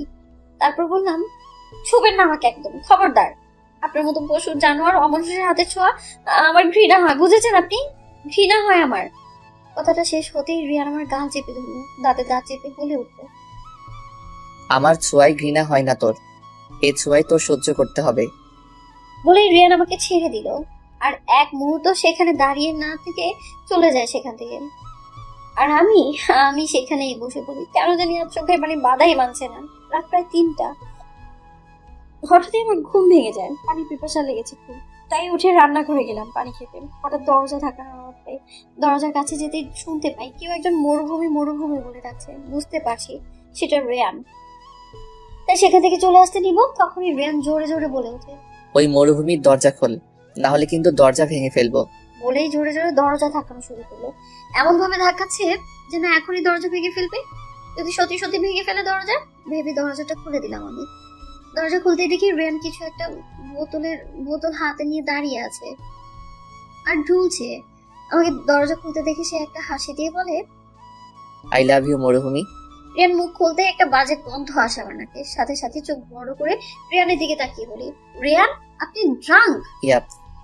ড্রাঙ্ক হয়ে এখানে কি জন্য এসেছেন আপনি? তামাশা পেয়েছেন নাকি? হ্যাঁ, বেরোন আমার বাসা থেকে। নো। কি আপলোপ লাগিয়েছেন আপনি? হ্যাঁ, যান এখান থেকে। কথাটা শুনে রিয়ান তেড়ে আসে আমার কাছে। তারপর কি মনে করে বাসার দরজাটা লাগিয়ে দেয়। তা দেখে কিছুটা ভীত কণ্ঠে বললাম, দরজা লাগাচ্ছেন কেন? সে আমার কথা পাত্তা না দিয়ে তার হাতের বোতলটা আমার দিকে এগিয়ে দিয়ে বলে, মদ খাবা মরুভূমি, চলো দুজন একসাথে নেশা করি। কথাটা বলেই রিয়ান ঢুলতে ঢুলতে আমার দিকে এগোতে থাকে। এতে আমি পিছাতে থাকি। কিছুটা ধমকে সুরে রিয়ানকে বলি, দেখুন। তো দেখাও না, মানা করেছে কে? ওইটা আমি দেখছি কেউ মানা করেছে নাকি? কার এত বড় সাহস আমার বেককল মরুভূমিকে মানা করে? আজকে ওই বেটার একদিন কে আমার একদিন। বলে নিজে চারপাশে তাকাতে শুরু করে কেউ আছে কিনা দেখার জন্য। এদিকে আমি ব্যাককলের মতো তাকিয়ে আছি তার দিকে। নেশা করে কি মাথা গেছে নাকি? কি সব আবল তাবল কথা বলছে। ইচ্ছে তো করছে এক বাড়ি দিয়ে তার মাথাটা ফাটিয়ে দিই, কিন্তু এখন রাখলে তো চলবে না। তাই ইচ্ছেটা সাইডে রেখে শান্ত কণ্ঠে রেয়ানকে বলি, রেয়ান এখানে কেউ নেই, আপনি আর আমি আছি শুধু। তাহলে তো ভালোই হলো, যত ইচ্ছে তত মদ খাইতে পারবো, কি বলো? তার কথা শুনে আমি হাসবো নাকি কাঁদবো বুঝতে পারছি না। তারে আমি কই কি আর সে আমারে কয় কি। উফ, বিরক্তিকর একটা অবস্থা। বুঝতে পারছি না রেয়ানকে বাসা থেকে বের করবো কিভাবে। কোনো মতে নিজেকে সামনে নিয়ে মিষ্টি স্বরে রেয়ানকে বললাম, দেখুন রেয়ান, এখন না অনেক রাত হয়েছে বুঝলেন, এভাবে কারো বাসায় এত রাতে আসতে হয় না, লোকে দেখে কি বলবে বলেন, আপনি প্লিজ যান এখন এখান থেকে। না, আমি যাব না, আমি আমার মরুভূমির সাথে নেশা করব। কিন্তু আমি রেগে যাচ্ছি রেয়ান, ভালোভাবে বলছি যান এখান থেকে, না হলে কি করবা? কিছুই করতে পারবে না তুমি আমার। আমি তোমাকে বলছি, তুমি আমার সাথে নেশা করো, না হলে আমি তোমাকে চুমো দিব, তাও আবার লিপে। মানুষ এত বাজে হতে পারে, তা আপনাকে না দেখলে আমি জানতামই না। দেখুন আমি আবারও বলছি যান আমার বাসা থেকে, নাহলে আমি কিন্তু চেঁচামেচি করবো। আপনি কি চান আমি চেঁচামেচি করে লোকজন ডাকি? ডাকো, দেখি তোমার কত বড় গলা। কিন্তু আমি শিওর, ফাটা গলা যেমন তেমনই হবে তোমার গলার স্বর। তাছাড়া এতে তোমারই লস। তোমার চেঁচামেচিতেই লোকজন তোমার বাসায় আসবে, আমাদের এইভাবে এত রাতে দেখবে, তারপর অনেক বাজে বাজে কথা বলবে, এন্ড লাস্টে আমাদের বিয়ে দিয়ে দিবে। রেয়ান আপনি এত বাজে কেন বলুন তো? এত কিছুর পরও আমার সামনে আসতে আপনার লজ্জা করে না? কিভাবে বলছেন এগুলো? মাতাল অবস্থায় থেকেও এত বাজে কথা বলছেন আপনি। হ্যাঁ বলছি, কারণ এই মদের নেশা আমাকে গ্রাস করতে পারে না। কে পারে জানো? তুমি। তোমার নেশা যে আমাকে খুব বাজেভাবে গ্রাস করেছে, চাইলেও সেখান থেকে বের হতে পারবো না। মাতাল অবস্থায় থেকেও বারবার তোমার কথাই মনে পড়ে আমার। কি করব বলো? আমি যে নিরুপায়, তোমার বাঁধনে আমি খুব বাজেভাবে আটকে পড়েছি। আপনি জীবনেও শুধরাবেন না মিস্টার রিয়ান। এখন আপনি এগুলো বলছেন? আমার না আর এসব সহ্য হচ্ছে না রিয়ান, প্লিজ যান আমার বাসা থেকে, হাত জোর করছি আপনাকে, প্লিজ চলে যান। আপনার এসব কথা আমার শুনতে ইচ্ছে করছে না। আমার কথা রিয়ানের কানে গেছে নাকি জানি না, তবে সে কিছু না বলে দরজার দিকে যেতে লাগলো। এটা দেখে আমি ভেবেছিলাম রিয়ান হয়তো চলে যাবে, কিন্তু না, সে দরজার দিকে দুপায়ে এগিয়ে আবারও আমার কাছে এসে আমাকে করে তুলে দিল। তারপর আমার দিকে তীক্ষ্ণ দৃষ্টি নিক্ষেপ করে বলল, এখানে মদ খেয়ে মজা নেই বুঝলি বড় মুভি। একটা কাজ করি, চলো ছাদে যাই, সেখানে খাবো। ছাদটা কোন দিকে বলো তো? জীবনেও বলবো না ছাদ কোন দিকে। নামান আমাকে, বলে নিয়ে আছেন কেন আমার? আমার ইচ্ছে। আর শোনো, তোমাকে ছাদ কোথায় সেটা বলতে হবে না, আমি জানি ছাদ কোন দিকে। জাস্ট ফর্মালিটির জন্য বললাম। এখন সেটার উত্তর না দিয়ে নিজের বেয়াদবির প্রমাণ দিলে তো আমার কিছু করার নেই। কি বললেন আপনি? আমি বেয়াদব? আর ফর্মালিটি? এখানে ফর্মালিটি কি আছে? হ্যাঁ হ্যাঁ, তুমি বেয়াদব, চরম রকমের বেয়াদব। এন্ড আমার যা ইচ্ছে আমি তোমাকে তাই ডাকবো। ইচ্ছে করলে ফাজিল, বস্তি সব ডাকবো। তোমার তাতে কি? হ্যাঁ, আরে আমার ব্যাপারে বলছে আর আমাকে জিজ্ঞেস করে আমার তাতে কি? মাথাটাতে গেছে নাকি আপনার? হ্যাঁ নামান আমাকে, আর এখনই বাসা থেকে বের হন। আমার কথা তার কানে ঢুকেছে বলে মনে হয় না। সে তার মতো করে ছাদে নিয়ে যেতে লাগলো আমাকে। আমার দিকে তাকিয়ে কিছুটা রাগে কণ্ঠে বলল, ব্যাককল মরুভূমি একটা। মাথার উপরে বিশাল চাঁদ বিরাজ করছে, চাঁদের আলোয় চারপাশটা স্পষ্ট দেখা যাচ্ছে। সাথে দেখা যাচ্ছে রিয়ানের উদ্ভট কাণ্ডগুলো। ছাদের একপাশে বসে আছি আমি, আর আমার পাশে বসে আছে রিয়ান। আমাদের ঠিক সামনে রাখা হয়েছে মদের বোতলটা। রিয়ান এক দৃষ্টিতে তাকিয়ে আছে সেটার দিকে, এমন ভাবে তাকিয়ে আছে যেন মদের বোতলটা নিয়ে তার কত শত চিন্তা। হঠাৎ সে আমার দিকে তাকিয়ে কিছুটা চিন্তিত ভঙ্গিতে বলল, আচ্ছা মরুভূমি, আমি মদের বোতলটা থেকে মাত্র এক ঢোক খেয়েছি, তাহলে বোতলের মদ অর্ধেক হলো কিভাবে? আমার অগোচরে এখান থেকে তুমি কি মদ খেয়েছো নাকি? এমত অবস্থায় আমার কি রিয়াকশন দেওয়া উচিত বুঝতে পারছি না। মানে আমি মদ খেয়েছি এটা রিয়ানের ধারণা? Like seriously? ইচ্ছে তো করছি এক্ষুনি ছাদ থেকে ফেলে দিয়ে একে। আমি বুঝি না এটা কি ধরনের পুলিশ। আমি কিছু বলতে যাবো তার আগে রিয়ান হুট করে আমার কোলে মাথা রেখে শুয়ে পড়ে আর খুব শক্ত করে জড়িয়ে ধরে আমায়। এতে আমি কিছুটা কেঁপে উঠি। রিয়ানকে হালকা ধাক্কা দিতে দিতে বলি, মিস্টার রিয়ান প্লিজ উঠুন আমার কোল থেকে। কি আমি আপনাকে উঠতে বলেছি রিয়ান, উঠে তাড়াতাড়ি আমার বাসা থেকে বের হন, না হলে কিন্তু। রিয়ানের দিকে তাকাতেই আমি চুপ হয়ে যাই। আমি এত কিছু বললাম, কিন্তু এই ব্যক্তির কানে মনে হয় কিচ্ছু যায়নি। সে তো আরামসে আমার কোলে ঘুমিয়ে আছে। ঘুমন্ত অবস্থায় কেমন যেন লাগছে রিয়ানকে, একদম বাচ্চা বাচ্চা। ঠোঁট দুটো কেমন করে উল্টে রেখেছে কেন জানি না। এখন রিয়ানকে খুঁটিয়ে খুঁটিয়ে দেখতে খুব ইচ্ছে হচ্ছে আমার। ভাবছি ইচ্ছেটা পূরণ করে ফেলি। তাই রিয়ানের দিকে তাকিয়ে তাকিয়ে তাকে খুঁটিয়ে খুঁটিয়ে দেখতে লাগলাম আমি। রিয়ানের চুলগুলো কালো না, কিছুটা লালচে রঙের, সাথে সিল্কিও অনেকটা। সবসময় তার সামনের চুলগুলো তার চোখের সামনে পড়ে থাকে। রিয়ানের ভ্রুগুলো লালচে রঙের, একদম পারফেক্ট একটা মানুষ। আর তার চোখের পাপড়িগুলো সেগুলো অনেক ঘন ঘন, ইচ্ছে করছে ছুঁয়ে দিতে। চোখের বাম পাশে একটা ছোট্ট তিল আছে, একদম আমার মতো। তার আর আমার ঠিক একই রকমের তিল আছে চোখের বাম পাশটায়। যাক, এতদিনে তার সাথে আমি কোনো একটা মিল পেলাম আমার, ভেবেই আনমনে একটা হাসি দিয়ে দিলাম। পরে করে আবার তাকে পর্যবেক্ষণ শুরু করলাম। রেহানের নাকটা অনেক সরু, আর তার ঠোঁট সেটা তো অনেকটা গোলাপি। আচ্ছা, কোন ছেলের ঠোঁট কি এতটা গোলাপি হয়? তার উপর তিনি আবার ঠোঁট উঠে ঘুমাচ্ছেন। আসলে না, উনি অনেক সুন্দর। সুন্দর না, অনেক সুন্দর। হঠাৎ খেয়াল করলাম তার গায়ের রঙের দিকে, সেখানেও সে 100-তে 100। আমার থেকেও তিনি 3 ডবল সাদা। কেন যেন আমার তাকে দেখতে ইচ্ছে করছে না, আর খুব হিংসে হচ্ছে আমার। এত সুন্দর কেন তিনি, তাও আবার আমার থেকেও।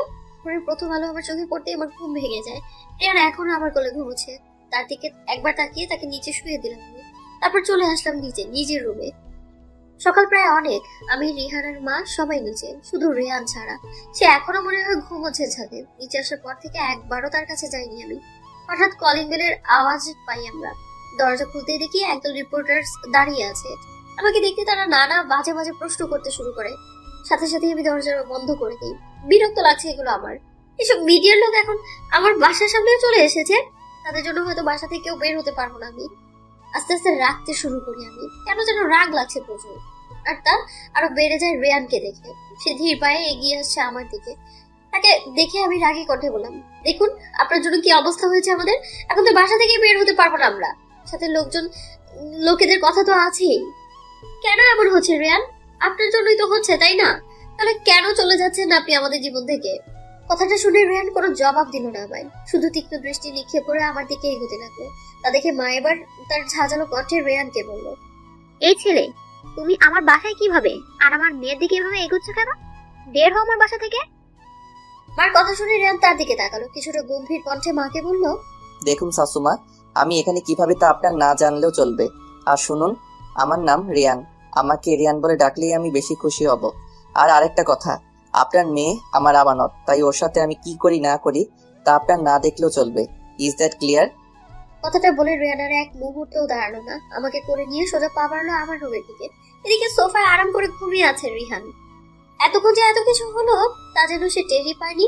রুমে ঢুকতেই রিয়ান থেকে আমি নিজেকে ছাড়িয়ে নিলাম। তার কলার ধরে রাগী কণ্ঠে বললাম, এই সমস্যা কি আপনি বলুন তো? হ্যাঁ, লজ্জা বা অনুতপ্ত বোধ কোনো কিছুই নেই আপনার? কোনো কিছুই কাজ করেন আপনার মধ্যে? এত কিছুর পর আপনি এখানে দাঁড়িয়ে আছেন। আর আপনার সাহস কিভাবে হলো আমাকে কোলে তোলার? কালকে রাতে কিছু বলিনি দেখে কি আপনি বারবার আমায় কোলে তুলে নেবেন নাকি? হ্যাঁ, করে নিব, 100 বার নিব, কারণ তুমি আমার আমানত। কিসের আমানত আমি আপনার? আমি কারো কোনো আমানত না, বুঝেছেন? আর আপনার তো জীবনেও না। আপনার মতো অমানুষের সাথে কোনো কথা বলতেও আমার ঘৃণা করে। তাই তাহলে তো এটার অভ্যাস করে নাও, কারণ আমাদের যখন বিয়ে হবে তখন এইগুলো সহ্য করতে হবে তোমার। কখনো না। যার জন্য আমার চরিত্রে দাগ লেগেছে তাকে জীবনেও আমি বিয়ে করবো না। আমি মরে যাব, কিন্তু আমি কখনো আপনাকে বিয়ে করবো না।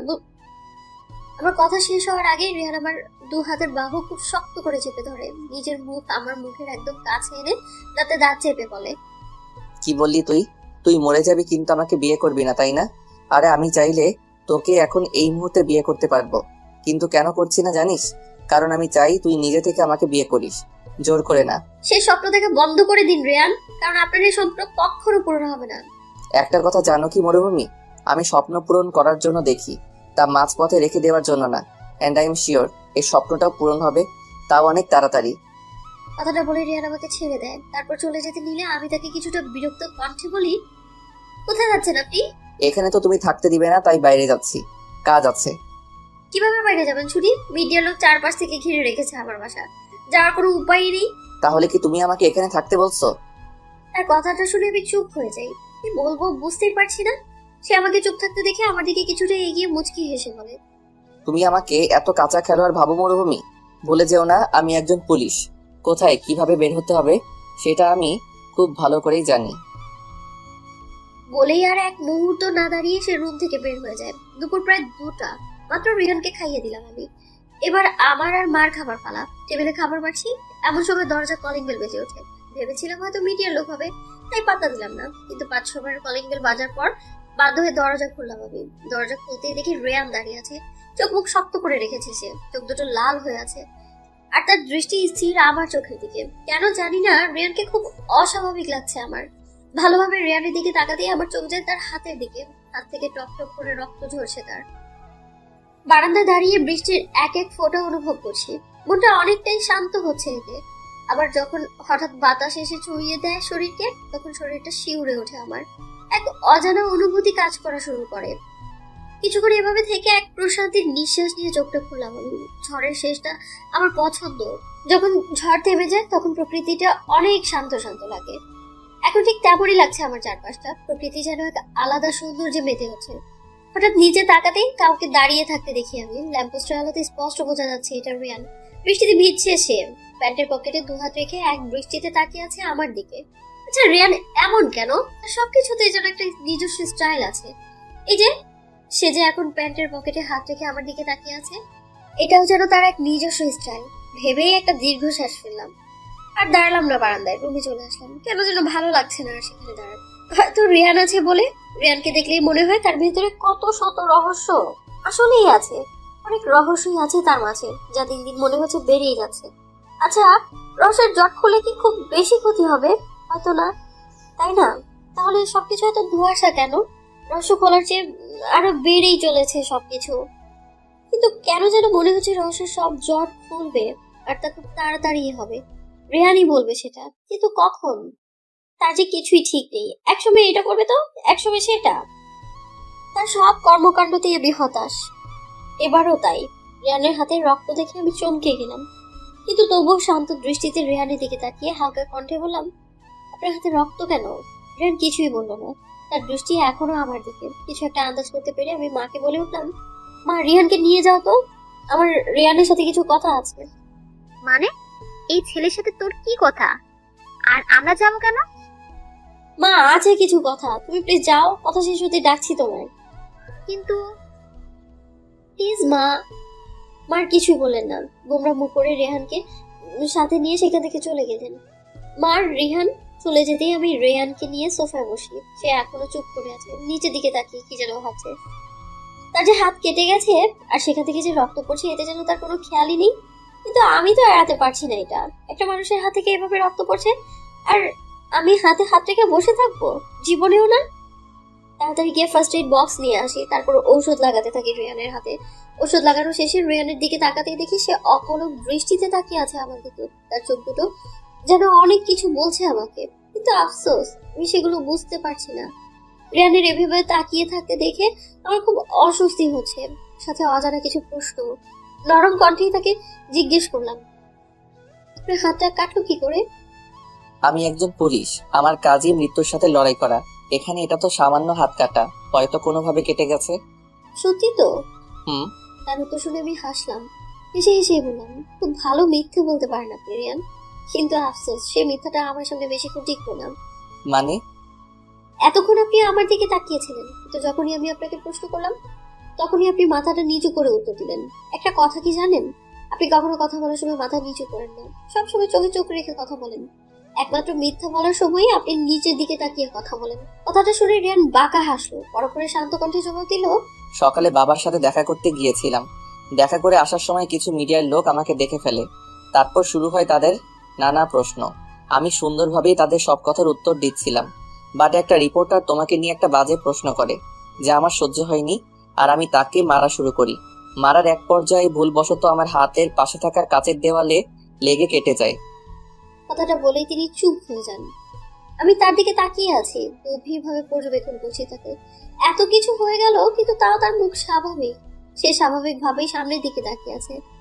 আপনি কি জানেন আপনার এমন করে কি হতে পারে? তাহলে এমন কেন করলেন?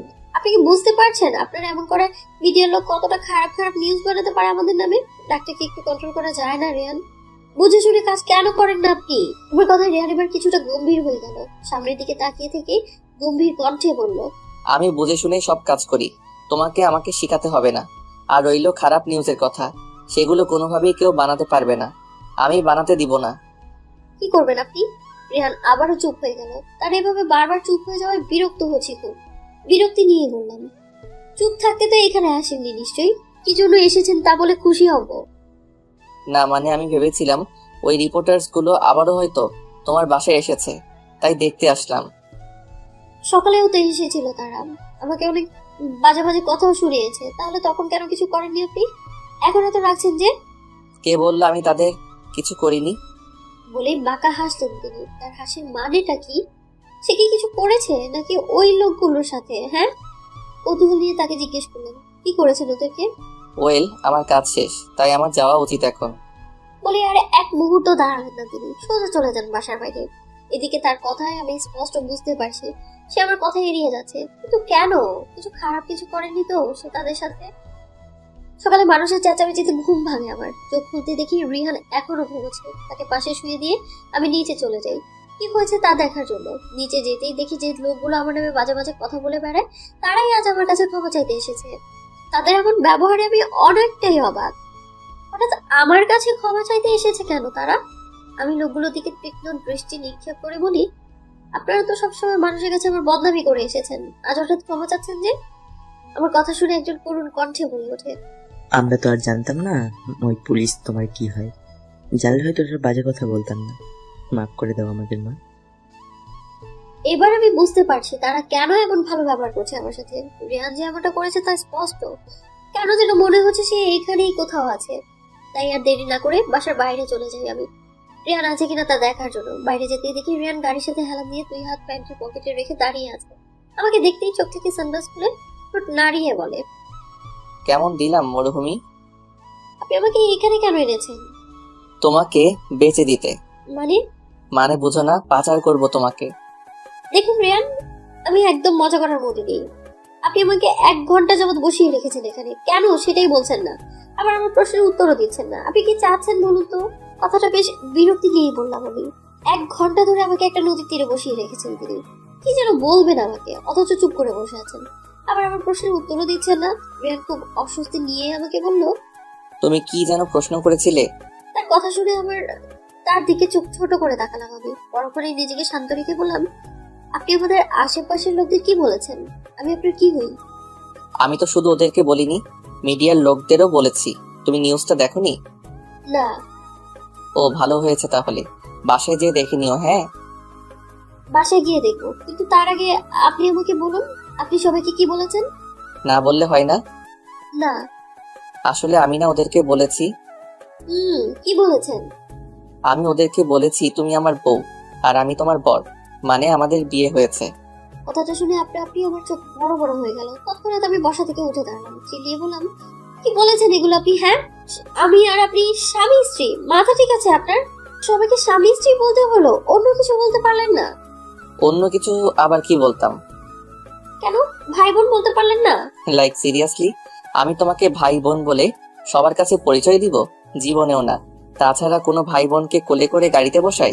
সেটা আপনার জানা উচিত। আপনি কেন আমাকে কোলে করে গাড়িতে বসিয়েছিলেন? সব দোষ আপনার। ও রিয়েলি? শোনো, দোষ আমার না তোমার। কি হতো যদি তুমি আমার কথা মতো গাড়িতে আসতে? কথা না শোনার পরিণাম ছিল ওটা, বুঝলে? ওনার কথা শুনে শরীর রাগে রিরি করছে আমার। মানুষটা আসলেই বাজে। সাজানো কণ্ঠে বললাম, আপনি অনেক বাজে রিয়ান। আচ্ছা, আমাকে একটা কথা বলো তো মরুভূমি, তুমি কি আর কোনো কথা জানো না? আমার সাথে তোমার যখন থেকে দেখা হয়েছে তখন থেকে এই পর্যন্ত তুমি এই বাজে ওয়ার্ডটা কতবার ইউজ করেছো বলো তো? আমি যতবার ইচ্ছে করবে আমি ততবার আপনাকে বলবো। আপনি কে হন আমাকে বলার? তোমার হবু বর। তার কথা শুনে রাগটা যেন আরো বেড়ে গেল। আর এক মুহূর্ত থাকবো না আমি তার সাথে। রিয়ান পেয়েছেটা কি আমাকে? হ্যাঁ, উনি যা বলবেন তাই হবে? কখনো না। রিয়ানের দিকে একবার রাগের দৃষ্টি নিক্ষেপ করে আমি সেখান থেকে চলে যাওয়ার জন্য পা বাড়লাম। এদিকে আমার যাওয়ার দিকে তাকিয়ে আছেন রিয়ান।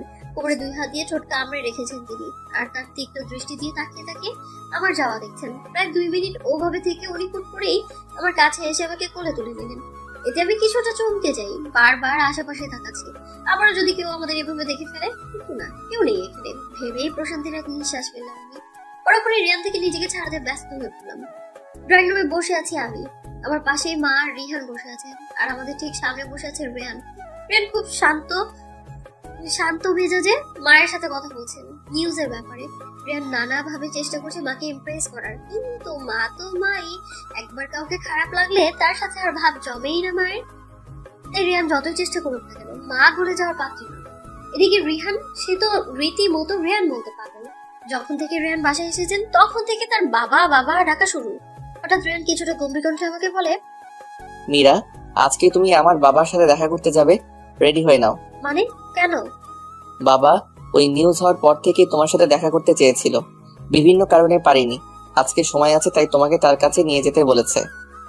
কথাটা শুনে মা রেগে গেলেন, তবু নিজেকে কিছুটা সামনে নিয়ে বললেন, তুমি কোথাও নিয়ে যাবে না আমার মেয়েকে। আর তোমার বাবা যদি আমার মেয়ের সাথে দেখা করতে চায় তাহলে তাকে আসতে বলো, আমার মেয়ে কেন যাবে? শাশুমা, আমি চাইলে ওকে এমনিও নিয়ে যেতে পারবো, এতে আমার কারো পারমিশন লাগবে না। আমি শুধু আপনাকে জানানোর জন্য ওকে এখানে নিয়ে এসেছি, না হলে সকালে যেখানে গিয়েছিলাম সেখান থেকেই ওকে বাবার কাছে নিয়ে যেতাম, আর এতে আপনি কিছু করতেও পারতেন না। কথাটা শুনে মা যেন আরো রেগে গেলেন, কিন্তু কিছু বললেন না। বুঝতে পারছি এখন কিছু বললে পরিস্থিতি আরো খারাপের দিকে চলে যাবে, তাই কিছু না বলে রেডি হতে চলে গেলাম। সাথে রিয়ানও আছে। গাড়িতে বসে আছি আমি, রিয়ান আর রিহান। আমি আর রিয়ান সামনের সিটে আর রিহান পিছনের সিটে। বেশ খুশি খুশি লাগছে রিয়ানকে। বারবার রিয়ানকে জিজ্ঞেস করছে আমরা কোথায় যাব বাবা, আর কতক্ষণ লাগবে যেতে, ইত্যাদি ইত্যাদি, কিন্তু আমি বেশ বিরক্ত হচ্ছি এসবে। বিরক্তি নিয়েই বললাম, না গেলে কি হতো না? অবশ্যই না। বলেই আবার দুজনেই চুপ। রাস্তাতে এমন কোনো কথাই হয়নি আমাদের। বলতে গেলে আমি কিছু বললেও রিয়ান জবাব দেয় না। প্রায় আধা ঘন্টা পর আমরা পৌঁছে যাই গন্তব্যে। বিশাল বড় গেট দিয়ে ঢুকছে গাড়িটা। খুঁটিয়ে খুঁটিয়ে দেখছি চারপাশটা। কি সুন্দর বাড়ি রিয়ানের। এমন বাড়ি তো শুধু স্বপ্নেই দেখেছি আমি। রিয়ানের এক হাতে আমার হাত আর অন্য হাতে রিহানের হাত। খুব শক্ত করে আমাদের হাত ধরে রেখেছে সে, কিন্তু কেন? হাত ছাড়াতে চাইছি বারংবার, কিন্তু ফলাফলটা শূন্য। রিয়ান যেন হাত ছাড়বেই না, তাই আমিও ওর চেষ্টা করলাম না। বাড়ির চারপাশটা দেখছি আমি। বাড়ির বাইরে যেমন সুন্দর, তার চেয়েও দ্বিগুণ সুন্দর বাড়ির ভেতরটা। জায়গায় জায়গায় শুধু বডিগার্ড আর সার্ভেন্ট, 500-600 তো হবেই। কিছুক্ষণের মধ্যে রিয়ানের বাবা আমাদের মাঝে এসে উপস্থিত হলেন। ভদ্রতার খাতিরে সালাম দিলাম ওনাকে, ভেতরে সেও দিলেন। তারপর খুব মিষ্টি স্বরে বললেন, কেমন আছো মীরা? জি আলহামদুলিল্লাহ ভালো, আপনি? আমিও আছি একরকম। আচ্ছা রিয়ান, তুমি আর রিহান যাও, একটু আমি মীরের সাথে একা কথা বলবো। তুমি বরং রিহানকে বাড়িটা ঘুরে ঘুরে দেখাও, ওর ভালো লাগবে। রিয়ান জি বলে সেখান থেকে চলে গেলেন। কেন যেন খুব অস্বস্তি লাগছে আমার। অস্বস্তি নিয়ে রিয়ানের বাবাকে বললাম, আপনি মনে হয় আমাদের চেনেন। রেহান অনেক বলেছো তোমার ব্যাপারে। ও বলে একটু হাসার চেষ্টা করলাম। পরক্ষণে মাথা নিচু করে বসে রইলাম। এমন অবস্থায় কি বলা উচিত জানি না আমি। তাছাড়া রেয়ানও কেমন, আমাকে এখানে একা রেখে ওনার যাওয়া কি ঠিক হলো? মোটেও না। আমাকে চুপ থাকতে দেখে রিয়ানের বাবা আবারও বলেন, রেহান অনেক বলেছে তোমার ব্যাপারে। রেহান তোমাকে বিয়ে করতে চায়, সেটা তুমি জানো নিশ্চয়ই। এখন তুমি কি চাও? ওনার কথার কি উত্তর দেব বুঝতেই পারছি না। আগের মধ্যে চুপ করে আছি। আমার চুপ করা দেখে উনি মনে হয় কিছু একটা আন্দাজ করতে পেরেছেন। নিজের মতোই আবারও বলে শুরু করলেন সে, আমার ছেলে কেমনটা তো এতদিনে জেনে গেছো নিশ্চয়ই। ও যেটা চায় সেটা ওর চাই, সেটার জন্য তার যা করা লাগবে সে করতে রাজি। এই যে যেমন দেখো না, এত বড় বিজনেস আমার, ও সেটা বাদ দিয়ে কি করেছে, সেটা সামান্য পুলিশের চাকরি। আমার টাকা পয়সার কোনো লোভ নেই, ও নিজের পায়ে দাঁড়াতে চায়। ওর কোনো কাজে আমি কখনো কোনো বাধা দেইনি, এখনো দিব না। ও তোমাকে চায়, ঠিক চায় না, ও তোমাকে প্রয়োজন। বিয়ে করতে চায় তোমাকে, জানি তুমি করতে চাও না, আর ওকে হয়তো ভালোবাসো না, কিন্তু ও ভালোবাসে তোমাকে, অনেক ভালোবাসে। তবে এর জন্য কখনো নিজেকে পাল্টাবে না। ও যেমন তেমনই ভালোবাসতে চায় তোমাকে, তাই হয়তো তুমি ওর খারাপ রূপই বেশি দেখছো। কিন্তু বিশ্বাস করো, ওর মন অনেক ভালো, ধীরে ধীরে তুমিও বুঝতে পারবে সেটা। যাই হোক, শেষে এতটুকুই বলবো, আমার ছেলে খারাপ না, তবে ওর ভালো দিকটা সহজে কাউকে দেখায় না, অন্যদের খুঁজে নিতে হয় সেটা। আশা করি তুমিও পারবে। আর যদি পারো তাহলে আমার ছেলেটাকে একটু বোঝার চেষ্টা করো। সত্যি যদি কখনো ওকে ভালোবেসে ফেলো তাহলে ফিরিয়ে দিও না ওকে, খুব কষ্ট করে আমার ছেলেটা। বলে তিনি চলে গেলেন সেখান থেকে। আর আমি এখনো মাথা নিচু করে বসে আছি। মাথাটা কেন যেন ঘুরছে আমার। বাসায় এসেছি প্রায় 20 মিনিট হতে চললো, এখনো গাড়িতেই বসে আছি আমি আর রিয়ান। পিছনের সিটে ঘুমিয়ে পড়েছে রিহান। বারবার খালি রিয়ানের দিকে চোখ যাচ্ছে আমার। কিছু বলার ছিল তাকে, খুব শান্ত কণ্ঠেই বললাম, আপনি যা করছেন তাতে তো আমার এটাই মনে হচ্ছে আপনি আমাকে জোর করছেন বিয়ের জন্য। কথাটা শুনে রিয়ান হাসলো, তারপর হালকা কণ্ঠে বলল, তোমার সেটা মনে হয়? ভালো। বলে একটু থেমে গেলেন তিনি। তারপর আবারও বলেন, সত্যি বলছি, জোর করব না তোমায়। তুমি যখন চাইবে তখনই বিয়ে করব। আমি শুধু চেয়েছি আমার সম্পর্কে তুমি জানো, আমার বাবার সাথে পরিচিত হও, এটাই। ও আমার ও বলার পরপরই রেহান আমার হাত হাতে একটা চিঠি ধরিয়ে দিলেন, তারপর শান্ত কণ্ঠে বললেন, তোমার যত প্রশ্ন আছে তুমি এই চিঠি পেয়ে যাবে। চিঠি পড়ার পর হয়তো রাগ করবে আমার উপর, কিন্তু বিশ্বাস করো আমি ইচ্ছা করে কিছু করিনি, ভুল করে হয়ে গেছে, সত্যি বলছি। পারলে মাফ করে দিও আমায়। বলেই অন্যদিকে তাকালেন রিয়ান, হয়তো চোখের পানি লুকাতে, কিন্তু সে কি জানে আমি তার চোখের পানি দেখে ফেলেছি, সাথে কিছু হারানোর ভয়ও। ফ্রেশ হয়ে রিয়ানের দেয়া চিঠি নিয়ে বসে পড়লাম সোফায়। রিহান বিছানায় আরাম করে ঘুমোচ্ছে, তাই নিশ্চিন্তে চিঠিটা পড়া যাবে। চিঠিটা খুলতেই দেখি সেখানে সুন্দর করে লেখা, প্রেয়সী আমার, কি করো? নিশ্চয়ই এখন ঠান্ডা মেজাজ নিয়ে আমার চিঠি পড়তে বসেছ। আমি জানি চিঠিটা সম্পূর্ণ পড়ার পর হয়তো তোমার আমার উপর অনেক রাগ অভিমান জমবে, সাথে কিছু অজানা প্রশ্ন। কিন্তু সেসব প্রশ্নের উত্তর তুমি এই চিঠিতে পাবে না। সব রহস্যের জট তো আর খুলে না, তাই এখানেও কিছু অজানা প্রশ্ন অসমাপ্তই থেকে যাবে। যাই হোক, প্রথমবার চিঠি লিখছি, কিন্তু যদি কোনো ভুল হয় তাহলে সেটা না দেখার ভান করে রেখে দিও। আমি আবার অত শুদ্ধ করতে পারবো না বানান। তাহলে এখন মূল ঘটনায় যাওয়া যাক। তুমি তো জানো বাবার বিজনেসে আমার কোনো ইন্টারেস্ট নেই, পুলিশের চাকরি আমার সব। এতে কিন্তু বাবা কোনো বাধা দেয়নি, কিন্তু তাও তার একমাত্র ছেলে তার বিজনেস না দেখে একটা সামান্য পুলিশের চাকরি করছে। নিশ্চয়ই বাবার এটা খারাপ লাগার বিষয়। বাবা সবসময় চাইতেন আমি যেন বাবার বিজনেসটা ধরে রাখি, আরো নামি দামি করি। তাই তিনি যখন বিভিন্ন কাজে দেশ বিদেশে যেতেন তখন আমাকে সাথে করে নিয়ে যেতেন, যেন তিনি না থাকলেও আমি পুলিশের চাকরির সাথে সাথে বিজনেসটাও করতে পারি। সেবার বাবার একটা কাজ পড়ে যায় আমেরিকায়, আমাকেও সেখানে নিয়ে যাওয়া হয়। সব ঠিকঠাকই চলছিল। বাবা যে কাজের জন্য এসেছিলেন সেই কাজ খুব সুন্দরভাবে হয়ে যায়। তাই সে খুশিতে বাবা আর তার বিজনেস পার্টনার মিলে আমেরিকায় একটা পার্টির ব্যবস্থা করে। ওই দিন পার্টিতে আমি একটু বেশি ড্রিঙ্কস করে ফেলি, তাই জ্ঞান ছিল না আমার তেমন। একটা মজার ব্যাপার কি জানো, ড্রাঙ্ক হওয়া সত্ত্বেও আমি জিদ ধরি আমি একাই গাড়ি চালিয়ে বাসায় যাব। এই জন্য গাড়ি থেকে ড্রাইভারকেও ধাক্কা মেরে বের করে দেই। বাবা সেখানে উপস্থিত ছিলেন না, তিনি পার্টিতে ব্যস্ত ছিলেন, তাই হয়তো আমাকে এসব করতে দেখেননি। আর তাই আমি ড্রাঙ্ক অবস্থায় থেকেও খুব আরামে গাড়ি স্টার্ট দেই বাসায় যাওয়ার উদ্দেশ্যে। আসল ঘটনা শুরু হয় তখনই। আমি অ্যাক্সিডেন্ট করি অন্য একটা গাড়ির সাথে।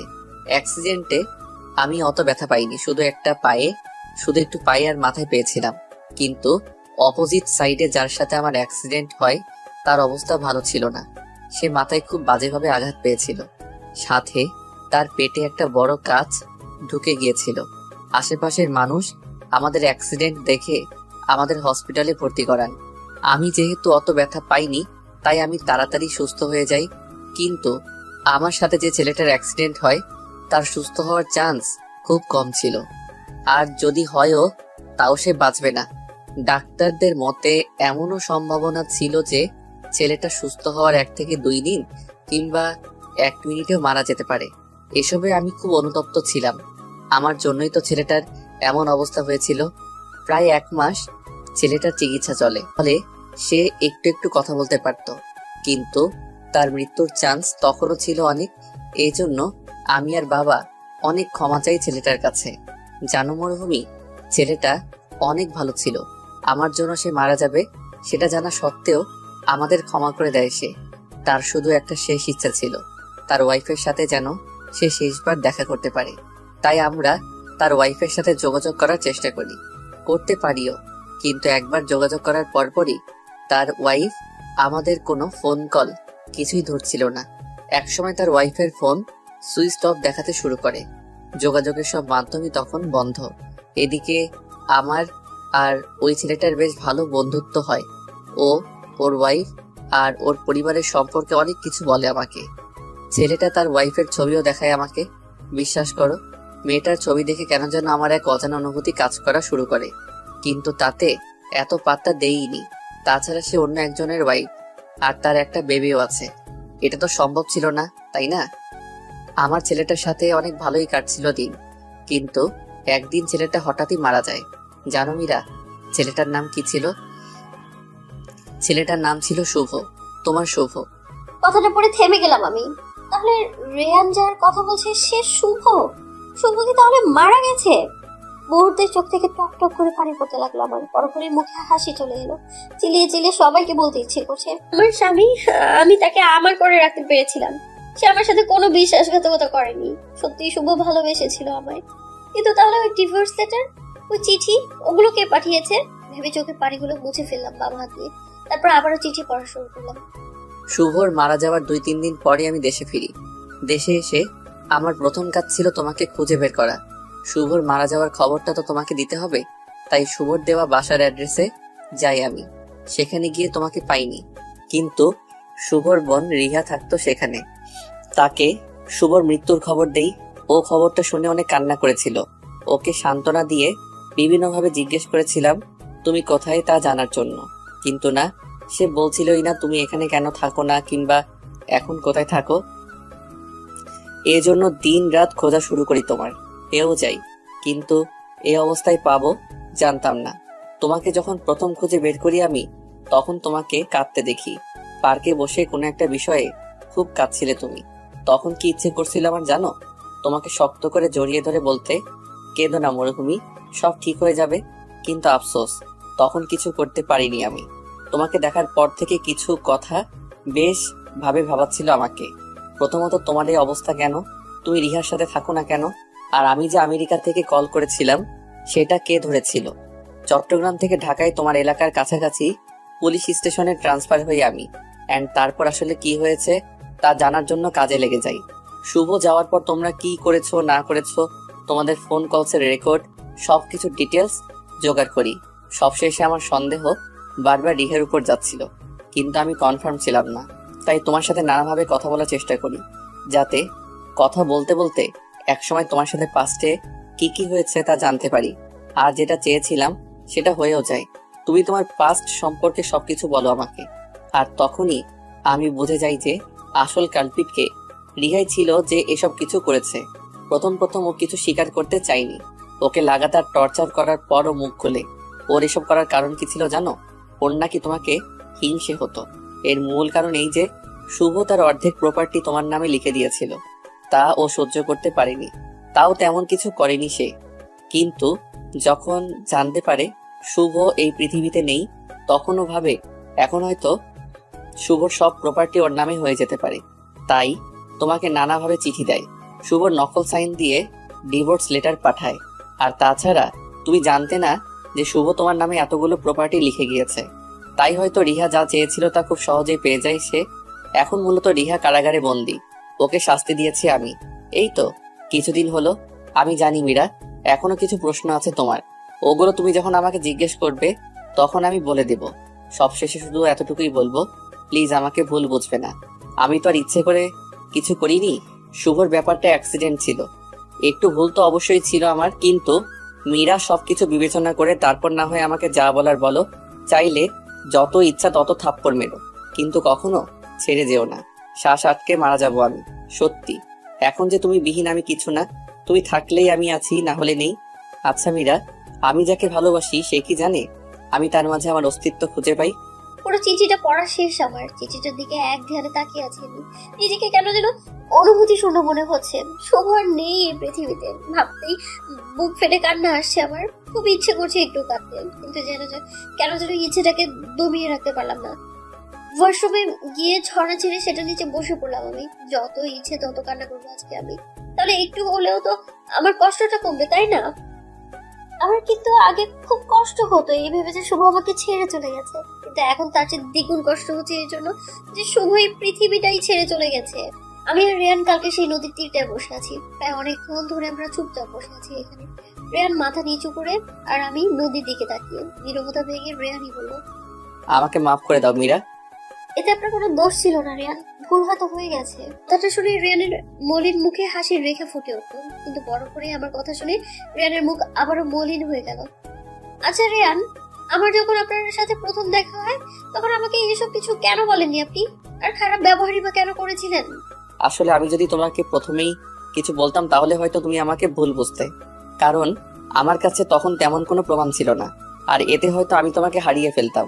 খুব ভয় লাগতো কেন জানো? আর খারাপ ব্যবহার করি কারণ তখন তোমার মনে হতো শুভ তোমার সাথে বিশ্বাসঘাতকতা করেছে। এই সময় কেউ যদি তোমার জীবনে আসতে চায় তখন তুমি অবশ্যই তাকে না করবে। তাছাড়া ভালো ব্যবহার